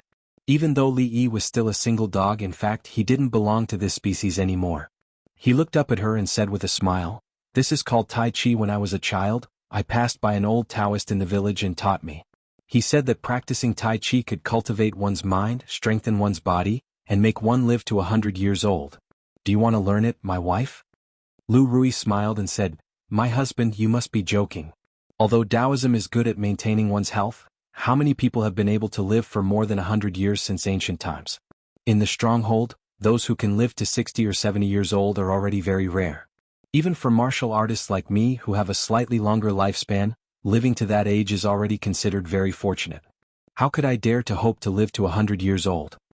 Li Yi knew that what Lu Rui said was the truth. In this day and age, the medical level was extremely low. A common diarrhea or fever could kill people. The lack of hygiene awareness also made them more likely to get sick. The poor people couldn't even afford to see a doctor. If they could live to 40 or 50 years old, they would be lucky. It seemed like there was a need to teach those naughty children about hygiene. In the future, if anyone dared to urinate or defecate anywhere in the stockade village, the tools used to commit the crime would be confiscated. Lu Rui shook her head and thought that Li Yi was going to say something later. She changed the topic and said, "I've made a suit of clothes for you these days. Try it on and see if it fits you." Li Yi was slightly taken aback and was extremely surprised. Lu Rui actually made clothes for him? These days, although the two of them got along much better than before, it was not to this extent. Previously, when Lu Rui was teaching him martial arts, she was watching from the side and occasionally came up to give a few pointers, and when Li Yi was telling the story of the legend of the Condor heroes to Lu Rui and Xiao Huan, she would also quietly listen from the side, and after Li Yi was done she would give a few comments. For example, "Inner strength is actually not that powerful. The martial arts in the book compared to reality are a little exaggerated," and so on, but obviously she still liked listening to the stories that Li Yi told her. Li Yi would occasionally think about who was more powerful between the two sisters. He thought that it should be Rui, but it was not certain. If they were to fight, who would win? However, this thought had not been proven yet. But Rui was the older sister, so she should be more powerful, right? It was strange that the two sisters were born of the same mother, but their personalities were so different. Lu Rui was always cold and unapproachable, and anyone who looked at her would look like they were going to pull out a sword to kill someone. On the other hand, Lu Rui, other than being more powerful in martial arts, was more like a lady from a wealthy family. She was gentle and elegant, and would definitely be a good wife and mother in the future. If any man married her, he would be envied to death for the rest of his life. Thinking of this, even Li Yi was a little envious of himself. It was a moon-white robe. Although the fabric was ordinary, the stitches were fine. It was obvious that the person who sewed this robe had put a lot of effort into it. Before Li Yi practiced Tai Chi, he had already taken off his outer clothes. At this time he put it on and buttoned it up. The size was just right. He had a gentle and fair appearance. These days he had not neglected his training, so his body was no longer as weak as before. He could hold up the clothes. Under his scholarly appearance, there was a hint of masculinity. If he walked out with this temperament and recited a few lines, if two lovers love each other for a long time, why should they stay together day and night? Who knew how many women would go crazy for him? It fits perfectly. Thank you, my wife. A trace of undetectable emotion flashed in Li Yi's eyes as he looked at her and said. He could feel that Lu Rui no longer held the idea of using him as she had in the beginning. On the first night he was captured, Lu Rui had said that after a period of time, if he wanted to leave, he could do so at any time. Now, their status in the Willow Leaf Village was no longer what it used to be. No one could force her to marry anyone. But regarding this matter, the two of them had a tacit understanding and did not mention it. In a short period of 2 months, the direct descendants of the Lu family were far more powerful than before. Even when Fang and the others faced the direct descendants, they could straighten their backs and speak loudly. There's no need to be so polite, my husband. Lu Rui smiled and walked in front of him. She reached out and helped him with the top button of his robe. This was the first time Li Yi looked at her at such a close distance. Her beautiful face had never been so clear before. Lu Rui finished buttoning her robe. When she raised her head, the two of them looked into each other's eyes without any preparation. They saw their own reflections in each other's eyes. The expression on Lu Rui's pretty face froze. She suddenly remembered the scene of Xiao Huan happily reciting Li Yi's poem in front of her. Thinking of what the little servant girl said yesterday, her pretty face blushed slightly and she immediately averted her gaze. Son-in-law, miss, time to eat? The little servant girl walked out of the kitchen. When she saw the two figures in the courtyard, a puzzled expression suddenly appeared on her pretty face. Son-in-law and miss, what were they doing there? Mrs. Face, why was it so red? When Li Yi was in the Willow Leaf Village, he was basically isolated from the outside world. Naturally, he did not know what was happening in Qing'an Prefecture. On the day before the Mid-Autumn Poetry Meet, after a small-scale poetry meet, there were 2 Mid-Autumn Festival poems that spread at an astonishing speed. The Mid-Autumn Festival poem that was on the same level as the previous year's poetry meet quickly spread through the brothels and became known to even more people. And the Mid-Autumn Festival poem called Drinking Alone Under the Moon stunned even more people. Who knew how many scholars recited, raising a cup to invite the bright moon, facing the shadows to form 3 people, while drinking and singing. They praised this poem as the first Mid-Autumn Festival poem in history. Of course, many of the talented women were more fond of the Mid-Autumn Festival poem called Remembering Your Charming Charm. In their hearts, they felt a bit of admiration for the scholar who had yet to reveal his name. Who knew how many people hoped that the nameless scholar would appear at the Mid-Autumn Festival poetry meet today and fight for the title of the #1 scholar with Yang Yanzhou and Xin Zhao. And in the hearts of those who loved that poem, that person's poetic talent had long surpassed Yang Yanzhou and Xin Zhao. After hearing that that person was actually related to the Yuning Poetry Society, within a day, the doorstep of the Poetry Society was almost trampled to pieces. Of course, regarding all of this, Li Yi was completely unaware. When he was in the kitchen preparing tonight's mid-autumn feast, he sneezed a few times and couldn't help but worry. Could it be that he caught a cold last night and caught a cold? Chapter 80.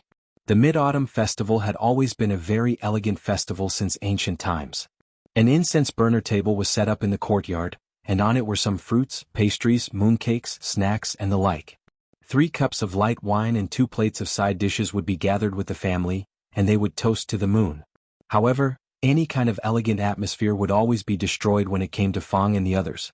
Even if it was as elegant as the Mid-Autumn Festival, it would also become unbearably vulgar. The sky was not dark yet, and a huge shed had been set up in the open space in front of Fang's house. Inside the shed, a huge pot was bubbling with hot steam. Fang stood on the table next to it, waving a huge spatula in his hand and stirring it with all his might. Inside the pot was half a fan of fresh pork that they had just bought today and some spare ribs. The fragrance of the meat permeated the air, and it could be smelled from afar. Originally they had planned to buy a whole pig, but after asking the price, Fang and the others discussed it, and they still bought half a fan of pork together. They had just gotten out of poverty and they wanted to save as much as possible. A few naughty children lingered outside the shed, and their eyes were fixed on the big pot, and their mouths kept swallowing saliva. Inside the shed, a few men sat around the table, and there were several freshly fried side dishes on the table. They picked up the muddy wine in the bowl and drank it all in one gulp. From time to time there would be hearty laughter. Fang let the wife at home take care of the meat. "Come over and drink with us." A strong man put down the wine bowl, looked in Fang's direction and said loudly, "You guys drink first, I'll be right there." Fang replied, but he did not put down the huge spatula in his hand. A trace of doubt appeared on the man's face and he muttered to himself, "What's wrong with Fang today? He usually runs faster than anyone else when he drinks, but he hasn't touched a single drop of wine today." A little further away, Fang wiped the sweat from his forehead, and he made up his mind that he would not go there tonight even if he died. Last time, he drank a bowl of wine from his son-in-law, and it made him lie in bed for a whole day. When he woke up, his head was so painful that it felt like it was going to explode. Thinking of that feeling, even though Fang was a man of indomitable spirit, he could not help but feel a little scared. He would not touch wine for a while. After a while, seeing that the meat in the pot was almost done cooking, old Fang waved his hand and called for everyone to come over. He filled everyone's bowl with a full bowl of meat soup, and naturally there was no lack of meat. When he turned around and saw a few naughty kids pacing back and forth outside, he called out to them from afar and waved them in. Every naughty kid got a bowl of soup. Although these children were the direct descendants of the Liu family, the grievances between the adults had nothing to do with the children. Fang was still very clear about this point. The few naughty children did not have time to say thank you when they got the benefits. They picked up the bowls and ran to the side. The boiling hot meat soup made them suck in air. They stretched out their dirty claws and took out a bone that had been cooked to crisp from the bowl. After tearing off the shredded meat on it, they ate it and even bit the bone to swallow it. These days no family had a good time. Even the direct descendants of the Liu family could not eat meat whenever they wanted. In today's village, only the Li family, Fang, and the others could live such a comfortable life. The candied haws business had long been stabilized and there was a lot of income every day. Although Fang and the others did not eat so extravagantly, it was a bit unreasonable if they did not reward themselves during the festival. The Willow Leaf village was not small, but it was not too big either. The shed was open and there was such a big pot of meat being cooked. The smell could almost fill the entire village. Some people stood at the door of their houses and looked over with envious eyes. They could not help but gulp when they smelled the smell of the meat. Among these people, there was no lack of direct descendants of the Liu family. "Do you think we should apologize to Rui and the others?" Looking at the bustling scene as if it was New Year's Eve, a middle-aged man turned to look at another man beside him and said hesitantly, "Apologize for what?" The man was stunned and asked, "We have been too harsh to them in the past." The middle-aged man said with a complicated expression, "We are all uncles. You can put your face down but I can't." The man's expression changed and immediately said, "Face is nothing. Look at the Fang family now. They have meat to eat and wine to drink. Their lives are much better than ours." The expression on the middle-aged man's face was very envious. He continued, "I've asked around. Their candied haws business has a daily income. That's a lot of money. If we can also sell candied haws." Recently, the most uncomfortable thing for the Liu family was to find that the people they had never looked at before were all living better lives than them. They could drink big bowls of wine and eat big mouthfuls of meat while they could not even drink soup. As for comparing with Liu Rui and the others, these people had never thought about it. According to Madame Wu, every time Rui's son-in-law came back, he would bring a few hundred taels of silver with him. Those silver ingots were as big as a fist. It's not like you don't know that the secret recipe of the candied haws is in their hands. Now in the prefectural city, those people only recognize them for the candied haws business. "We can't get involved at all unless they agree. If Rui agrees it will work. I'm not going to ask you to beg her." After saying this, the man flicked his sleeves and left. The middle-aged man stood there and sighed. He murmured, "I really can't bring myself to do this. Why don't I talk to second granduncle first?" Second granduncle's words, Rui should listen to him. He stood there in a daze for a long time. Just as he was about to turn around and go home, he suddenly saw the man come out of the house with something in his arms and hurriedly walk forward. "Where are you going?" the middle-aged man asked casually. It's not easy for Rui and her sister all these years. There are still a dozen eggs left at home. I'm going to send them to nourish their bodies. The man's voice came from the dark night. The figure gradually walked away, leaving the middle-aged man standing there with a stunned expression, alone in the night wind. In the small courtyard, Li Yi was explaining to Xiao Huan and Sister Rui that there was no Chang'e, no osmanthus tree, no Wu Gang, and of course no jade rabbit on the moon. The courtyard they were in was hundreds of thousands of miles away from the moon. The moon itself did not emit light. The moonlight they were seeing now was actually sunlight? The little servant girl never doubted Li Yi's words. After listening to him, she was obviously a little sad that Chang'e and Jade Rabbit were not on the moon. Lu Rui had never believed that there was Chang'e and Jade Rabbit on the moon. That was something that only young girls believed in. However, she was skeptical of Li Yi's words that the moon did not emit light and what they were seeing now was actually sunlight. It was not that she did not believe it at all. Although this sounded a little unbelievable, compared to this, Lu Rui felt that it was even more unbelievable that two rocks of different sizes would fall from the same height and land at the same time. Since such a thing could happen, what else was impossible? As for Lu Rui, she only listened quietly. Although she also had doubts in her heart, she did not ask. She patiently waited for Li Yi's explanation. Li Yi was just about to explain to them the principle of the moon reflecting sunlight when there was a sudden knock on the door. Just now it was eggs and mooncakes. What is it this time? A puzzled expression appeared on his face. He was greatly surprised. Could it be that this world had a tradition of sending warmth during the Mid-Autumn Festival? Chapter 81. Even if there was a tradition of sending warmth to the Mid-Autumn Festival in this world, it shouldn't be the direct descendants of the Lu family who still had grudges with them. Li Yi remembered that when he first came to the village, these people didn't need to look at him directly. But just now they deliberately flattered him, which made him feel comfortable. Since they came with gifts, Li Yi naturally could not put on a cold face. No matter what they brought, he accepted it all. And when the other party was hesitating as if he wanted to say something, he smiled and asked Xiao Huan to send them off. Li Yi naturally knew what they were thinking. Seeing that Fang and the others were living better and better lives, it would be strange if these people didn't envy them. However, if they didn't spit out all the things they ate from Sister Rui these years, there was no room for negotiation. Li Yi's attitude also made these people realize that it was impossible to get the benefits they wanted with just a few eggs, a few mooncakes, or a few words of apology. They needed to show more sincerity. For the people of the Lu family who were sad for Lu's sister Rui, there was not a moment when they regretted more than now. What they lost now was far more than what they took from the two sisters. It was not easy to popularize modern scientific knowledge to the people of this era. Some principles could be explained through simple experiments, but things that were not easy to verify were not so easy to accept. For example, whether it was Lu's sister Rui or Xiao Huan, they couldn't understand what Li Yi said. They started from Willow Village and kept walking forward, and one day they would return to the village.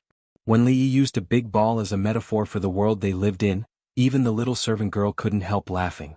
"Young master, if we live on a big ball, then won't the people living below fall down?"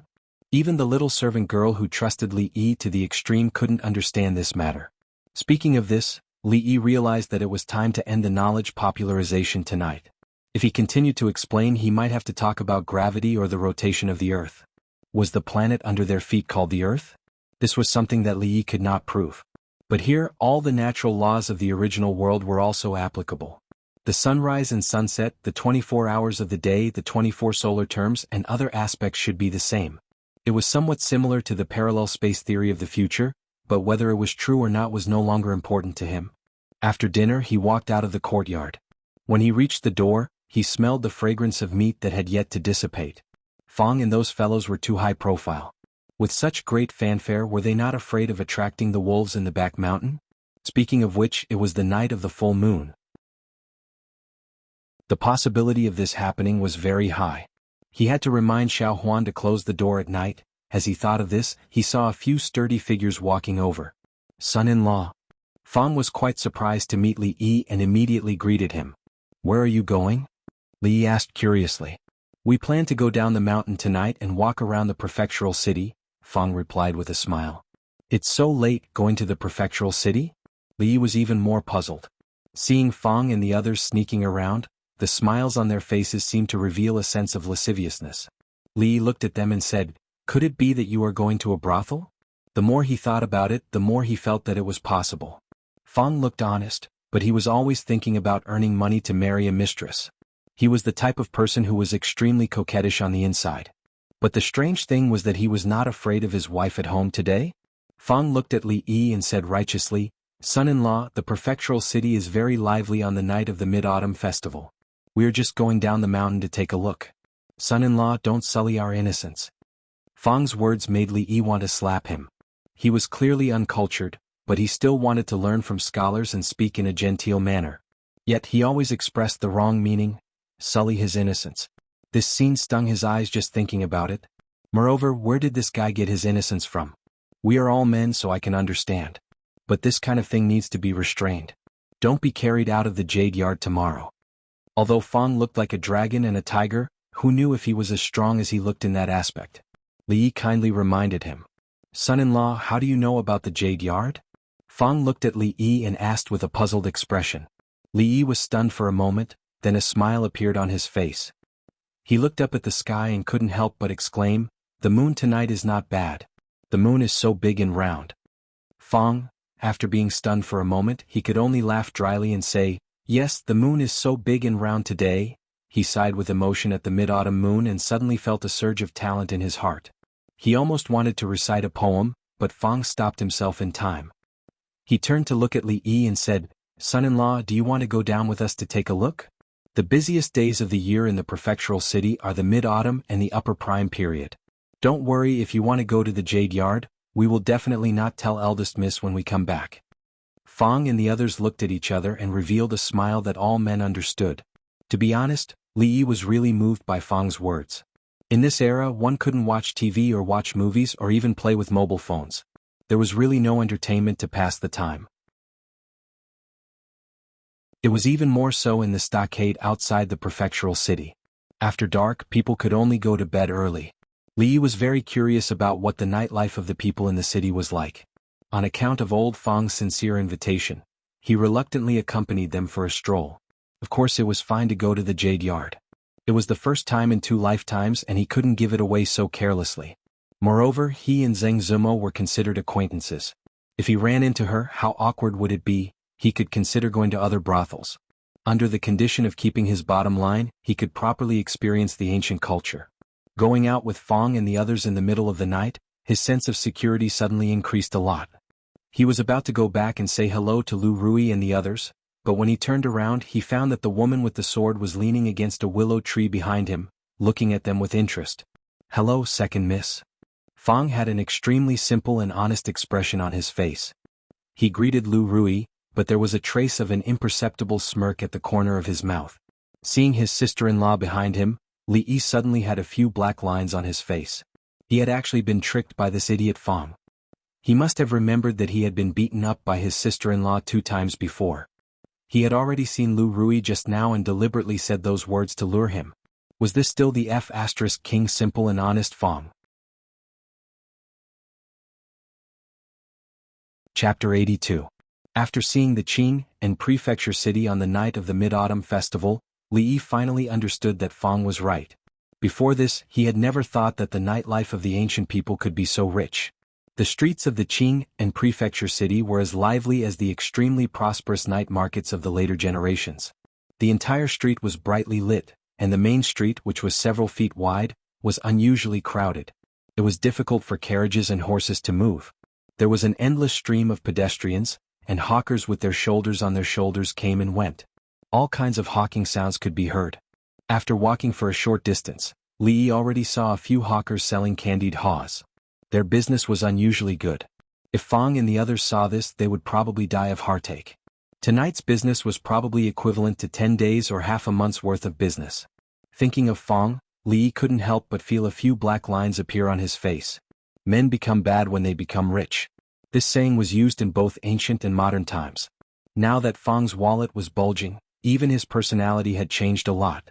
Who knew where the honest man who couldn't bear to eat the pheasant he hunted and wanted to give it to Lu's sister Rui had gone? In such a short period of time, he had become a sinister, cunning, and shameless person. Li Yi turned to look at Rui, who was following him and looking at the night market with interest. In his heart, he had already made up his mind to let Fong do the most difficult and tiring work for a period of time in the future. If it wasn't for Fong, the current him would probably be free and unfettered. Perhaps he could really go to a brothel and experience the splendid culture of the ancient times. Of course, this was just an assumption. Although it was a little exciting to bring his sister-in-law to a brothel, before this, Li Yi couldn't guarantee that Lu Rui wouldn't put his sword in a wrong place. Fong and the others were clever. The moment they entered the prefecture city, they found an excuse to slip away, leaving this big trouble to Li Yi. Of course, Li Yi also rejected this in his heart. However, ever since they entered the city, Lu Rui had been following behind him without any intention of leaving. He couldn't get rid of him no matter what. "Rui, why don't I give you a few taels of silver and you can walk around by yourself?" The feeling of being watched by others did not feel good. Li Yi finally could not hold it in any longer. He turned his head to look at Lu Rui and gave a very constructive suggestion. Lu Rui turned her head to look at him. There was no expression on her face, nor did she speak. However, the look in her eyes made Li Yi feel a little diffident. Moments later, Li Yi waved his hand helplessly. "Forget it. Follow me if you want to." With such a tough sister-in-law around, it would be impossible to experience the brothel culture with a learning attitude. Li Yi gave up on this idea and walked along the street in boredom. Only the street sideshow could pique his interest. Just when he was about to go over to take a look, someone suddenly patted his back. Li Yi turned his head and was slightly taken aback. A look of surprise appeared on his face. "Brother Li, it's really you." Seeing Li Yi here, the handsome young man opposite him was also very surprised and said with a slightly surprised tone, "Little.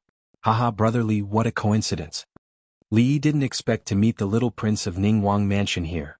He had just said one word when he remembered that he had told others not to call him that, so he changed his words. "This lady is Brother Li's wife?" The little prince, Li Xian, looked around and saw Lu Rui standing at the side. A trace of surprise flashed in his eyes and he blurted out, "No, Brother Li has misunderstood. This is my wife's sister." Li Yi immediately explained. Whoever married Lu Rui was really tired of living. He wasn't that stupid. Wife's sister. Li Xian heard it and was stunned at first. Then a strange smile appeared on his face. He looked at Li Yi with a look that all men understood. He then patted his shoulder and said, "Brother Li is really capable. I admire you." Li Yi was stunned for a while before he understood Li Xian's meaning. When he looked at him again, the look in his eyes changed. This guy, is he really a little prince? Or were all the little princes of ancient times this kind of filthy people? Lu Rui didn't understand Li Xian's words at first. But seeing the expression on his face, she seemed to have thought of something. Her pretty face turned cold and one hand was already on the hilt of her sword. A faint murderous aura emanated from her delicate body. At the same time, the expressions of the two men dressed as manservants standing behind Li Xian suddenly changed. They took a step forward and stood in front of Li Xian, reaching for their waists. "What are you doing?" Li Xian looked at the two people who suddenly became nervous and asked in confusion. The murderous aura collided and swords were drawn. Seeing this, Li Yi's heart skipped a beat. This little prince could flirt with anyone, but he actually flirted with this demoness. If he really angered her, she would chop him like a tree trunk. That night in Qing and Prefecture would be very lively. From then on, he could only flee to the ends of the world with the two sisters and Xiao Huan. They would find a hidden place to hide for the rest of their lives. The three of them would live together. Thinking about it, this kind of life seemed to be quite happy. No, if they ran away, Fong and all the people in Willow Leaf Village would not be able to run away. At that time, they might become the scapegoats. After all, murder was a serious crime, not to mention that it was a relative of the emperor. The consequences of this sword were too serious. Before Lu Rui drew out her sword, Li Yi quickly pressed her hand. "Don't be impulsive, don't be impulsive. We are all on the same side." Lu Rui's delicate body shook. She looked down at the hand held by Li Yi, and her eyes emitted a dangerous aura again. At this time, the way Li Xian looked at Li Yi was even more different. Although they all had the surname Li, this brother Li's behavior was obviously more eccentric. He had touched his sister-in-law's hand in the street, and he still said that there was no adultery between them? But this matter was soon forgotten by him. He pulled Li Yi's sleeve and said, Let's not talk about this first. Let's go, I will take you to a fun place. Hearing Li Xian said fun place, Li Yi immediately thought of something. He looked serious and said righteously, Brother Li, who do you think I am? How can I go to that kind of place of prostitution? When he spoke, he secretly glanced at Lu Rui, and the awe-inspiring qi on his body became stronger. Brother Li, you misunderstood. This time we are not going to the Jade Yard. You will know the specific place in a while. Li Xian explained. Alas, what a stupid teammate. Feeling two cold eyes falling on his back, Li Yi sighed in his heart and thought with great melancholy. He had been cheated twice in a row. He was afraid that he could no longer avoid going to the Jade Yard. Chapter 83. The lights that lit up the entire night reflected the extreme prosperity of the prefectural city on the night of mid-autumn. No matter where one went, there was a bustling and noisy atmosphere. Somewhere in the bustling area of the city, there was a vast and luxurious manor. Scholars and scholars with feather fans and silk handkerchiefs floated in the wind. As they chatted and laughed, new poems flowed out. After a few paper rafts were sent out, not long after, there were professional singers in the garden. Very quickly they would sing the poem in a mellow voice and leave it for everyone to judge. On the opposite side there were all women. They were all the daughters of the large families in the prefectural city. Occasionally they would sneak a glance across and cover their handkerchiefs with a light smile. They would sneak a glance at the scholars they liked. If a paper raft with a poem was sent over, a few of them would gather together and comment on it. As the daughters of families with a bit of status in the city, they generally knew a bit of poetry. At this time, in a pavilion in a remote corner of the garden, the atmosphere was slightly cold. A young girl of 16 or 17 sat at a stone table in the pavilion with one hand propping up her chin. She looked at the figures coming and going in front of her. Her expression was a bit bored. After a while, she turned her head and said to the women in the pavilion, "This mid-autumn poetry meet is not fun at all." Hearing this, the women looked at each other speechlessly. Today this garden was hosting the mid-autumn poetry meet, not the mid-autumn temple fair. Even if they randomly stopped anyone on the road, they could be a famous scholar in Qingyan Prefecture. Everyone was here to exchange pointers and make friends through literature, not to have fun. If a scholar was not famous enough, he wouldn't even have the right to participate in the poetry meet. This invitation from the Yunying Poetry Society had been obtained after many twists and turns. Sister Yunro, is the scholar you were talking about coming tonight? The young girl who spoke was not a member of the Yunying Poetry Society. She had only asked Zhao Yunru to bring her to watch because there was an extra invitation. However, reality was different from what she had imagined. This mid-autumn poetry meet was not as fun as she had imagined. She asked Zhao Yunru, still thinking about a certain scholar that her sisters could not forget. Zhao Yunru shook her head with a bitter smile. They never had much hope that they would be able to see Li Yi from the immortal Magpie Bridge here. Participating in this kind of poetry gathering was probably just an opportunity to broaden their horizons. As expected, the young master from yesterday did not come today, one of the young girls in the pavilion said. Putting aside the scholar who only existed in legends, the nameless scholar who had helped them qualify for the poetry meet yesterday was not seen either. That young master must really be indifferent to fame and fortune. He didn't even accept the invitation yesterday. It seems that he has no interest in this poetry meet, Wan Ruoqing said after thinking for a while. Until now, she still felt a little regretful that she had forgotten to ask for the young master's name yesterday. With the other's talent in poetry, he was definitely not a nameless person in Qingyan Fu. However, after Wan Ruoqing investigated each and every one of the scholars who were worthy of that level of talent, she still did not find any. He was like Li Yi of Immortal Magpie Bridge. He had only left behind poems, but he was nowhere to be seen.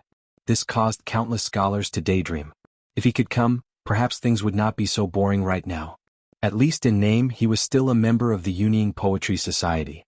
In today's poetry meet, the position of the Yunying Poetry Society was actually quite awkward. Even though they all had the reputation of being talented, there was still a large gap between them and the upper-class scholars. They had no way of fitting into their circle. Even the prefectural magistrate of Qingyan Prefecture would make a brief appearance at the poetry meet, much less the first and second scholars. In the past, they would never have had the chance to interact with these people. Even the most famous of them all, Wan Ruoqing, only had the reputation of being a talented woman in a small circle. Tonight's mid-autumn poetry meet was of a much higher standard. Even their seats were arranged to be in such a remote place. and in the center of the garden was a waterside pavilion. Many famous scholars gathered there. This was the true heart of the poetry meet. All the masterpieces that appeared in the poetry meet would eventually be gathered here. The people who commented here were all extremely important scholars, or people of virtue and prestige, or people of high status. Of course, the poetry meet did not only consist of reciting poems. Singers and dancers could be seen everywhere. Their voices were melodious and their movements were moving. Most of what they sang was the work that had appeared tonight. If there was a good piece, it would quickly be sent out of the garden. Before long, people in the brothels of the city would receive the news and sing out the new work. Ordinary scholars who did not have the right to enter the meet would mostly gather at such a place. They would not miss out on the works of the meet. Poetry meets of all sizes were not rare in the prefectural city tonight. If there were a few outstanding works, they could be sent to the garden to be judged alongside the works of the scholars. Of course, a masterpiece of this level was extremely rare and hard to come by every year. An elegant atmosphere spread throughout the city. At this time, the Mid-Autumn Poetry Meet was already halfway through. Qin Yong's performance tonight was average. Even though it was average, there was not much that stood out. It is indeed surprising. Husband Qin's Mid-Autumn poetry is not bad. Last year it was in the top 10. I'm afraid it will be difficult to make it today. Qin Yui's poem is not bad. The idea is new and unexpected. It can be considered a rare piece of work. Not bad. With his standard in the past, to be able to write a poem of this level is already very rare. In the middle of the waterside pavilion, in a much wider pavilion, a few scholars were evaluating the poems of the night. They were all scholars that were well known in Qing'an Prefecture. Although their opinions did not represent authority, they still had great value as a reference. Beside them, a slender figure leaned against the railing by the water. He held a wine cup in his hand and raised his head to look at the bright moon in the sky. He drank the wine in the cup in one gulp. He couldn't help but murmur, "I raise my cup to invite the bright moon, the shadow becomes 3 people. What's wrong with Brother Yanzhou today? Why isn't he saying anything?" One of the scholars raised his head and looked in a certain direction. A trace of confusion flashed across his face. The other was publicly recognized as the #1 scholar of Qing'an. His poetry was flourishing and few could compare. Other than Xin Zhao, who could compete with him for the title of champion of the meet, there was no one else who could rival him. Even Xin Zhao could not compare to Yang Yanzhou in terms of Mid-Autumn poetry. Although he had not yet produced a poem, he had more or less secured the title of champion. But looking at it now, he did not seem to be in high spirits. Chapter 84. Of course, these people did not know that after seeing the 2 poems that had spread like wildfire through the prefectural city yesterday, Yang Yanzhou did not have much anticipation for today's poetry conference. He was the publicly recognized #1 scholar in Qing'an Prefecture. When it came to poetry, he naturally had unparalleled confidence. But this confidence had been shaken yesterday. That "Remembering Your Charming Maiden" was all right. Although it could be considered a good poem, he still had the confidence to come up with a better one. But that "Drinking Alone Under the Moon," that "Raising a Cup to Invite the Bright Moon, the shadow becomes 3 people," even he was truly shocked. Yang Yanzhou's poems were very popular in Qing'an Prefecture, but in reality he was also very accomplished in poetry. Reading this poem for the first time, it gave him the feeling that he was reading a famous poem left behind by someone before him. He could not bring himself to compare it at all. A similar feeling had appeared a month ago. The first time he heard that "Immortal of the Magpie Bridge," Yang Yanzhou was at the Qixi Poetry Conference. He had just written down the first line of his poem and after that, he could not write any more. With pearls and jade in front of him as the #1 scholar, if Yang Yanzhou's poem could not surpass that "Immortal of the Magpie Bridge," then he might as well not compose it. Xin Zhao, on the other hand, was even more unlucky. His Qixi poem had already received the unanimous praise of the crowd, but when it came to the line, "If the love between 2 could last forever, why would it be day and night?" it was like a firefly compared to the bright moon. It was instantly overshadowed and no one paid attention to it. After that, Xin Zhao tore that proud poem to shreds in anger and publicly announced that he would no longer compose Qixi poems. Although Yang Yanzhou had not said anything similar, if he did compose Qixi poems in the future, it would only be for his own amusement. He would not bring it out for others to comment on. Not only for the 2 of them but for the literary world in the future, Qixi poems would be a taboo that the scholars would not lightly touch. After that night, Although Yang Yanzhou wanted to get to know the scholar who had written Immortal of the Magpie Bridge, he never got to meet him. Now he still felt quite regretful. After the incident, there were people who mentioned that person to him in Xinjiao. There was a faint sense that he was being praised as the foremost scholar of Qing, and Yang Yanzhou did not care much about this. A poem on the Qixi festival could not prove anything. Some mediocre poets could occasionally produce something that would shock people. For Yang Yanzhou to be recognized by so many people, he naturally had some ability. He wouldn't feel that he was weaker than that person. However, no matter what, such a person was already worth getting to know. Just as he was thinking about these things, a person was already walking over from not too far away.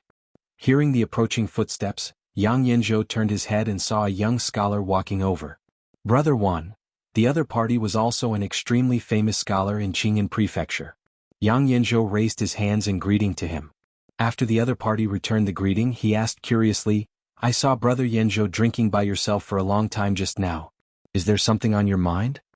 Yang Yanzhou smiled and said, "Thank you for your concern, Brother Wan. Yanzhou has nothing on my mind." "Is it because none of the masterpieces of the scholars tonight were able to catch Brother Yanzhou's eyes?" The scholar smiled and said somewhat mockingly, "That's true. Brother Wan is the foremost scholar of Qing'an Prefecture. Your mind is filled with countless ravines. I'm afraid the works that we are proud of in your eyes are extremely mediocre." Yang Yanzhou knew that he was teasing him. Hearing this, he only smiled and didn't speak. At this time, the scholar opened his mouth again and said, "Yesterday's Drinking Alone Under the Moon, and Remembering Your Charm, Brother Yanzhou, have you heard of them?" Hearing this, Yang Yanzhou nodded and said, "Today the entire Qing'an Prefecture is discussing this matter. How could I not know such masterpieces? This is also the first time I've heard of the Yunying Poetry Society. I didn't know that there were so many hidden talents in such a small poetry society. I heard that the talented women of the Yunying Poetry Society are also here. Brother Yanzhou, do you want to come with me to pay a visit?" The scholar looked at him and smiled. "I've heard that these two poems weren't written by women. But since they are related to the Yunying Poetry Society, let's go together." Yang Yanzhou nodded. The two of them laughed and chatted as they walked out of the water pavilion in the middle and walked in a certain direction. "Look, that's Master Yang, he's walking over here." "Ah, he's the foremost scholar of Qing'an Prefecture, Yang Yanzhou? He's coming. Is Master Yang coming to our place?" Yang Yanzhou's name was extremely famous in Qing'an Prefecture. As the person with the most attention tonight, no matter where he went, he was destined to be the focus of everyone's attention. Tonight he hadn't written a poem yet. Who knew how many people's gazes were on him? Especially those women who admired his talent. Their beautiful eyes lit up, and they paid attention to his every move at all times. It immediately caused quite a bit of an uproar. In the pavilion in the corner, the women of the Yunying Poetry Society passed around the excellent works that had been circulated tonight. Occasionally they would whisper to each other. Their pretty faces were faintly filled with envy. Wan Ruoqing copied down the poem she liked. Zheng Zumo leaned on her shoulder and stared dazedly in a certain direction. She appeared to be somewhat dispirited. She actually wasn't that interested in this poetry gathering. She only thought that if she could meet Li Yi here, she would definitely ask him what kind of technique he used to paint that painting to be so lifelike. However, until now there was still no news.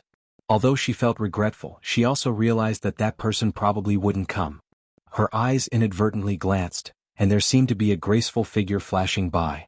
A beautiful face appeared in front of Zheng Zimo's eyes. After being stunned for a moment, she suddenly stood up. "What is it?" This sudden movement startled Wan Ruoqing. She hurriedly stopped writing and looked at her, asking with concern, "It's her. I saw her just now." Zheng Zimo's pretty face was full of excitement. Her gaze swept around anxiously, but she couldn't find the figure that had been engraved in the depths of her mind. "Who did you see?" Wan Ruoqing asked with confusion. "The woman in the painting, I really saw her just now." The figure flashed by and immediately disappeared. Zheng Zimo's tone became a bit anxious. "What? You saw the woman in the painting? Where?" Wan Ruoqing heard this and was slightly stunned. She immediately stood up and looked at her. "Over there." Zheng Zimo pointed in a certain direction and said, "She was there just now, but in the blink of an eye, I couldn't see her. Could it be wrong?" Wan Ruoqing asked with some uncertainty. "I can't be wrong," Zheng Zimo said with certainty. These days she had been copying the painting every day. The appearance of the beautiful woman had already been engraved in her mind. How could she be wrong? As long as she could find the woman, she would naturally be able to find the person who painted the painting, the talent named Li Yi. Zheng Zumo was anxious and was about to go search when a few figures walked over from not far away. As those people got closer, the surrounding atmosphere seemed to become a little strange. At this time, somewhere in the garden. May I ask for your name? Li Xian smiled as he looked at the beautiful woman before him in a refined and courteous manner. Lu Rui shot him a nonchalant glance as she coldly spat out a single word. Scram. Chapter 85. Looking at Li Xian retreating with his tail between his legs, Li Yi started to doubt again. Is this guy really a little prince? How could a relative of the imperial family behave in such a way? Who could be more cowardly than him? After all, he was a little prince. How could he tolerate being humiliated by a woman in front of him? If it was someone else, even if she was a woman, they would have given her a tight slap. How dare you insult a relative of the imperial family? Let's teach her a lesson first. Of course, if Li Xian really did that, he would not be able to stand here and talk to Li Yi unscathed. As for Li Yi, he needed to make some preparations to escape with Xiao Huan and Sister Rui. The two men behind Li Xian looked at Lu Rui angrily, but they did not dare to act rashly. Although the woman in front of them was young, she gave them a lot of pressure. Fortunately, although her words to the little prince were a little harsh, it seemed that she would not do anything unfavorable, so the two of them were slightly relieved. Then, the two of them could not help but look at the familiar young man in front of them. If it wasn't for him, Wang Fei would probably still be suffering from her illness. The illness that even the imperial doctors could not do anything about had been easily solved by him. Wang Yi was very happy. He had been sending people to search for her these past few days. He would probably be rewarded handsomely. Thinking that this person was about the same age as the little prince, but he had such abilities, the two of them were very surprised. Brother Li's wife's sister. Her temperament is a little special, Li Xian said to Li Yi with a dry laugh after being chased away by Lu Rui. Lu Rui's temperament could not be described with just the word, special. She was a heroine who would draw her sword and cut people at the slightest disagreement. Obviously, this little prince had not realized what was truly special about her. Hee, so this is the fun place that Brother Li mentioned.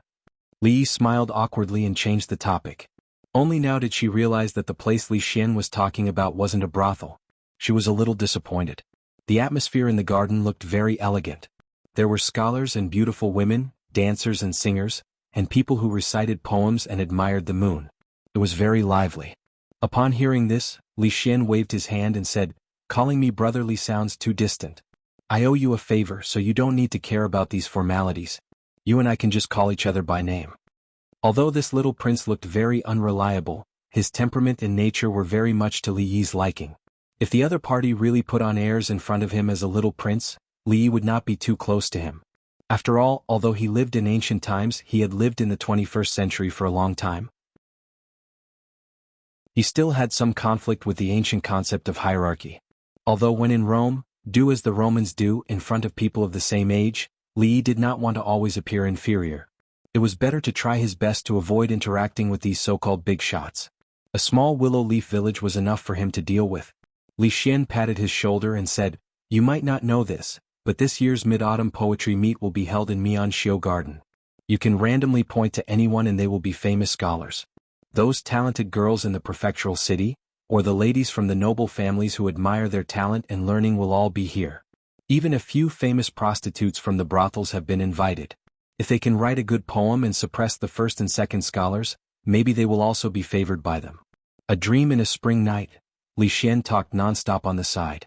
The dignified little prince of Ning Wangfu was talking about these things with a serious face. Those who didn't know would think that the two of them were discussing poetry. At the very least, Li Yi could see a few women walking past them.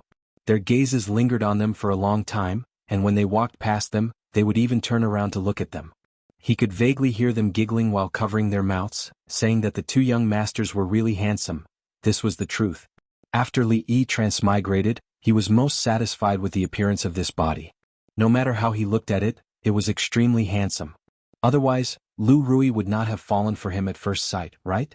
Although this little prince was a playboy and did not do proper things, there was nothing to say about his appearance. If he was placed in the future, he would belong to the type that did not need to rely on talent or family power. He could only rely on his face to make a living. It should be known that those lonely middle-aged rich women like this type of pretty boy the most. It was unknown where Lu Rui had gone. Li Xian led Li Yi to wander around the garden. From time to time he would point at a girl and introduce her from afar. This was a famous talented girl in Qingyan Fu, this was a top artist in some brothel, this was a daughter of some family. He was even more familiar with the slightly more beautiful girls. This made Li Yi wonder if this little prince had some kind of hobby. After all, with his background, what kind of girl couldn't he get? Why did he have to hide his identity and pretend to be an ordinary person? Why did he have to go to the jadeite courtyard and listen to songs all day? Or maybe the other party's realm was far higher than his, and this was just his attitude towards life. He was originally a member of the royal family, but he hid in the mortal world, playing in the mortal world, passing through thousands of flowers, not a single leaf touching him. However, no matter how he looked at it, he didn't seem like an expert with this kind of awareness. The environment in Mianxiu Garden was indeed much better than the outside. Putting aside the talented girls and rich young ladies, at least the singing and dancing here was quite good, and the taste of the wine and pastries was not bad. Just now, Li Xian said this was some mid-autumn poetry meet. He didn't know if it was the same as what Wan Ruoqing and the others had said yesterday. In any case, he hadn't seen them here yet. It had to be said that the ancients really had too much free time. They didn't find it annoying even if they held poetry meets all day. However, he didn't see how much they cared about industry. It was meaningless to do these things. Just as the two of them were walking toward the most lively water pavilion, in another remote corner of the garden, Wan Ruoqing and a few women from the Yunying Poetry Society stood up. Zheng Zumo, who had wanted to find the girl in the painting, had to stop as well. A few figures walked over from the front and blocked her path. "Are you the talented girls from the Yunying Poetry Society?" The young man walking in front clasped his hands at them and said with a smile. Zhao Yunru walked out and looked at the seemingly familiar man. She asked with some confusion, "We don't dare to call ourselves talented girls." "Sir, you are?" The young man smiled. When he opened his mouth again, a voice traveled over. "This one is Xin Zhao." The women, including Zhao Yunru, were stunned for a moment. Then they couldn't help but cry out. Chapter 86. The name of Xin Zhao was not unfamiliar to Zhao Yunru and the women of the Yunying Poetry Society. He was a renowned talent in Qingyan Prefecture. Although he had always been suppressed by Yang Yanzhou and could only be number 2 for 1,000 years in the eyes of others, his talent was still boundlessly high. The girls covered their mouths and exclaimed softly. Although they were known as talented women, Xin Zhao and Yang Yanzhou were still existences that they had to look up to in their hearts. To a certain extent, they were no different from those girls who admired their talents. "So it is young Master Xin. Just now, I read young Master Xin's poems. Young Master is brimming with talent. I am filled with admiration." Xin Zhao had already composed a mid-autumn festival poem. Zhao Yunru and the women of the Yunying Poetry Society had already seen it. As the president of the Poetry Society, although Zhao Yunru was surprised that Xin Zhao had come to speak with them, she still bowed politely and spoke with a smile. "Miss, you are too kind. I am not worthy of such praise." Xin Zhao raised his hands in a salute and then looked at her. "Not to mention that, drinking alone under the moon, even the remembering you're charming, that your society took out yesterday is something that I cannot compare to." Hearing this, Zhao Yunru's expression froze slightly as if she hadn't expected Xin Zhao to suddenly say such a thing. For a moment she didn't know how to respond. Just at this time she heard Xin Zhao ask again, "I wonder if the talent who wrote 'Raising a Cup to the Bright Moon, the shadow becomes 3 people, is here tonight?'" Hearing this, Zhao Yunru finally understood that this was Xin Zhao's purpose in coming. She said somewhat apologetically, "To be honest, that young master is not here tonight." "That is a bit of a pity." Xin Zhao's expression was somewhat disappointed. If those 2 excellent poems were taken out tonight, there would be no doubt that they would become the champion of the Mid-Autumn Festival. "I don't think so. The poem that Brother Xin wrote tonight is also the pinnacle of Mid-Autumn Festival poems. It may not be any weaker than those 2. Yes, that 'Remembering You're Charming' is too sentimental. In my opinion it cannot compare to Brother Xin. Although, 'Drinking Alone Under the Moon' is good, it is not a poem. There is no need to compare." When Xin Zhao walked over, there were already many people following him. At this moment, when one of them spoke, everyone immediately agreed. Being praised by so many people, Xin Zhao was naturally very happy in his heart. Although he modestly declined a few words, his face was still slightly proud. For today's poetry meet, he had already composed a poem for the Mid-Autumn Festival a few months ago. After many months of polishing and deliberating, he finally finalized it not long ago. He was extremely satisfied with the standard of this poem. He wanted to suppress Yang Yanzhou in the Mid-Autumn Festival poetry meet and also release the resentment that had been suppressed by him for a long time, but no matter how he calculated, he did not expect that on the day before the Mid-Autumn poetry meet, a dark horse would suddenly appear. Those 2 Mid-Autumn poems were thrown out, and even he was stunned. Shen Zhao was good at writing lyrics, not good at composing poems. He didn't have much of an impression of Drinking Alone Under the Moon, but the standard of Remembering You're Charming was comparable to the Mid-Autumn Festival poem he had prepared. If the two were to be compared at the same poetry meet, even someone as confident as Shen Zhao couldn't guarantee that he would win. Fortunately, that poem was taken out before the Mid-Autumn Festival poetry meet. Naturally, it could not participate in tonight's selection. Otherwise, before he could compete with Yang Yanzhou, he might be defeated by that poem. Of course, this was not entirely a bad thing. At least from Shen Zhao's point of view, that person would not be able to produce a poem of that level in a short period of time. But that person's reputation was already known by everyone. If he could suppress that person tonight, it would probably greatly increase his own reputation. At that time, if he could defeat Yang Yanzhou, perhaps the title of the #1 scholar in Qing'an Prefecture would fall onto Shen Zhao's head. Just now, he had sought out the Yunying Poetry Society with such thoughts in mind. But what he didn't expect was that that person would not participate in tonight's poetry meet. He couldn't help but feel a bit disappointed. Zhao Yunru listened to the flattering words of those people and didn't know what to say. It was common for scholars to flatter each other. But even though Shen Zhao's reputation was there in Zhao Yunru's heart, the talent of that gentleman yesterday was already on the same level as Shen Zhao and Yang Yanzhou. Although that person isn't here tonight, Miss Wan of the Yunying Poetry Club is also extraordinarily talented. Even men like us are ashamed of ourselves. I wonder what masterpiece Miss Wan will have tonight? At this moment, a voice suddenly came from the crowd. Seeing the man walk out from the crowd, the expressions of Zhao Yunru and the women of the Yunying Poetry Society changed slightly. Su Wentian. Even though they didn't know why he was here, it was clear that he did not have good intentions. Everyone present was somewhat familiar with the name Wan Ruoqing. After all, Qing'an Prefecture was so big. Even though there were many scholars, there were only a few talented women who could be named. Naturally, everyone was familiar with them. This was the first time Shen Zhao had heard of this. He was extremely famous for his talent and had no interest in those who were not as famous as him. My talent is mediocre and naturally cannot compare to the scholars here. It's just a humble piece of work, so I won't embarrass myself, Wan Ruoqing said faintly. Her attitude was extremely humble. Miss Wan, there is no need to be so humble.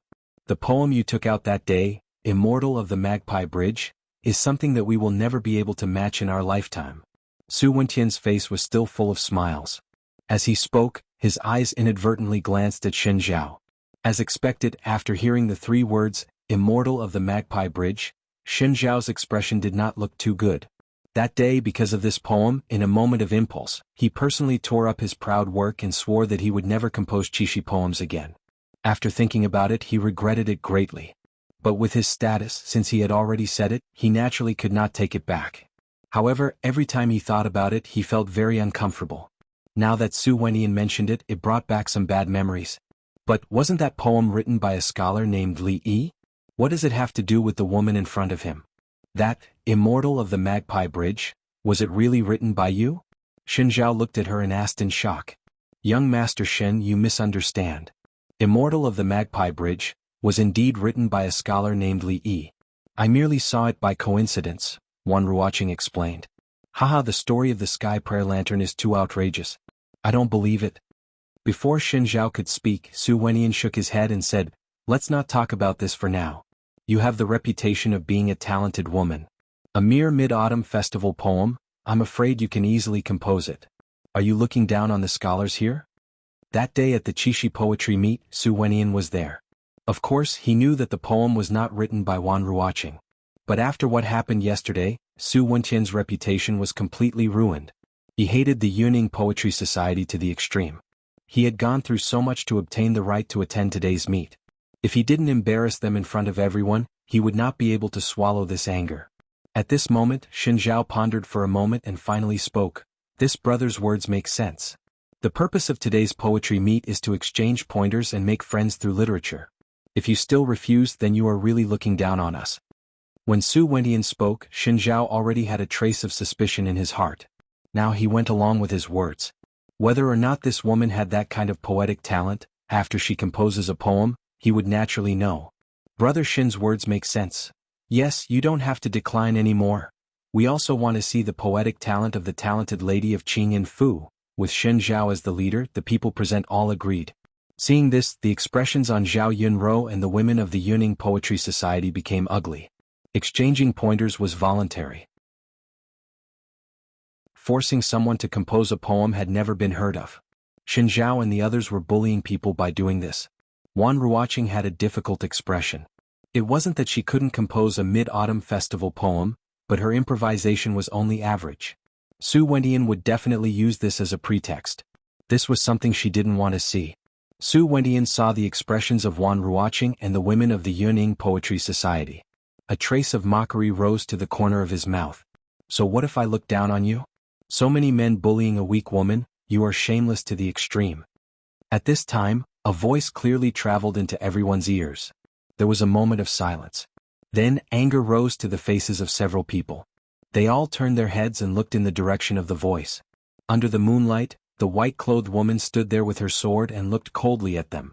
You're tuning in to the Han Li's Wuxia Chronicles YouTube channel. We're so grateful for your support, and don't forget to subscribe to join us on this incredible journey through captivating stories. Your generosity through donations truly makes a world of difference, as it's the primary source of revenue that allows me to expand and enhance this channel for you. Thank you from the bottom of my heart for being a part of this adventure.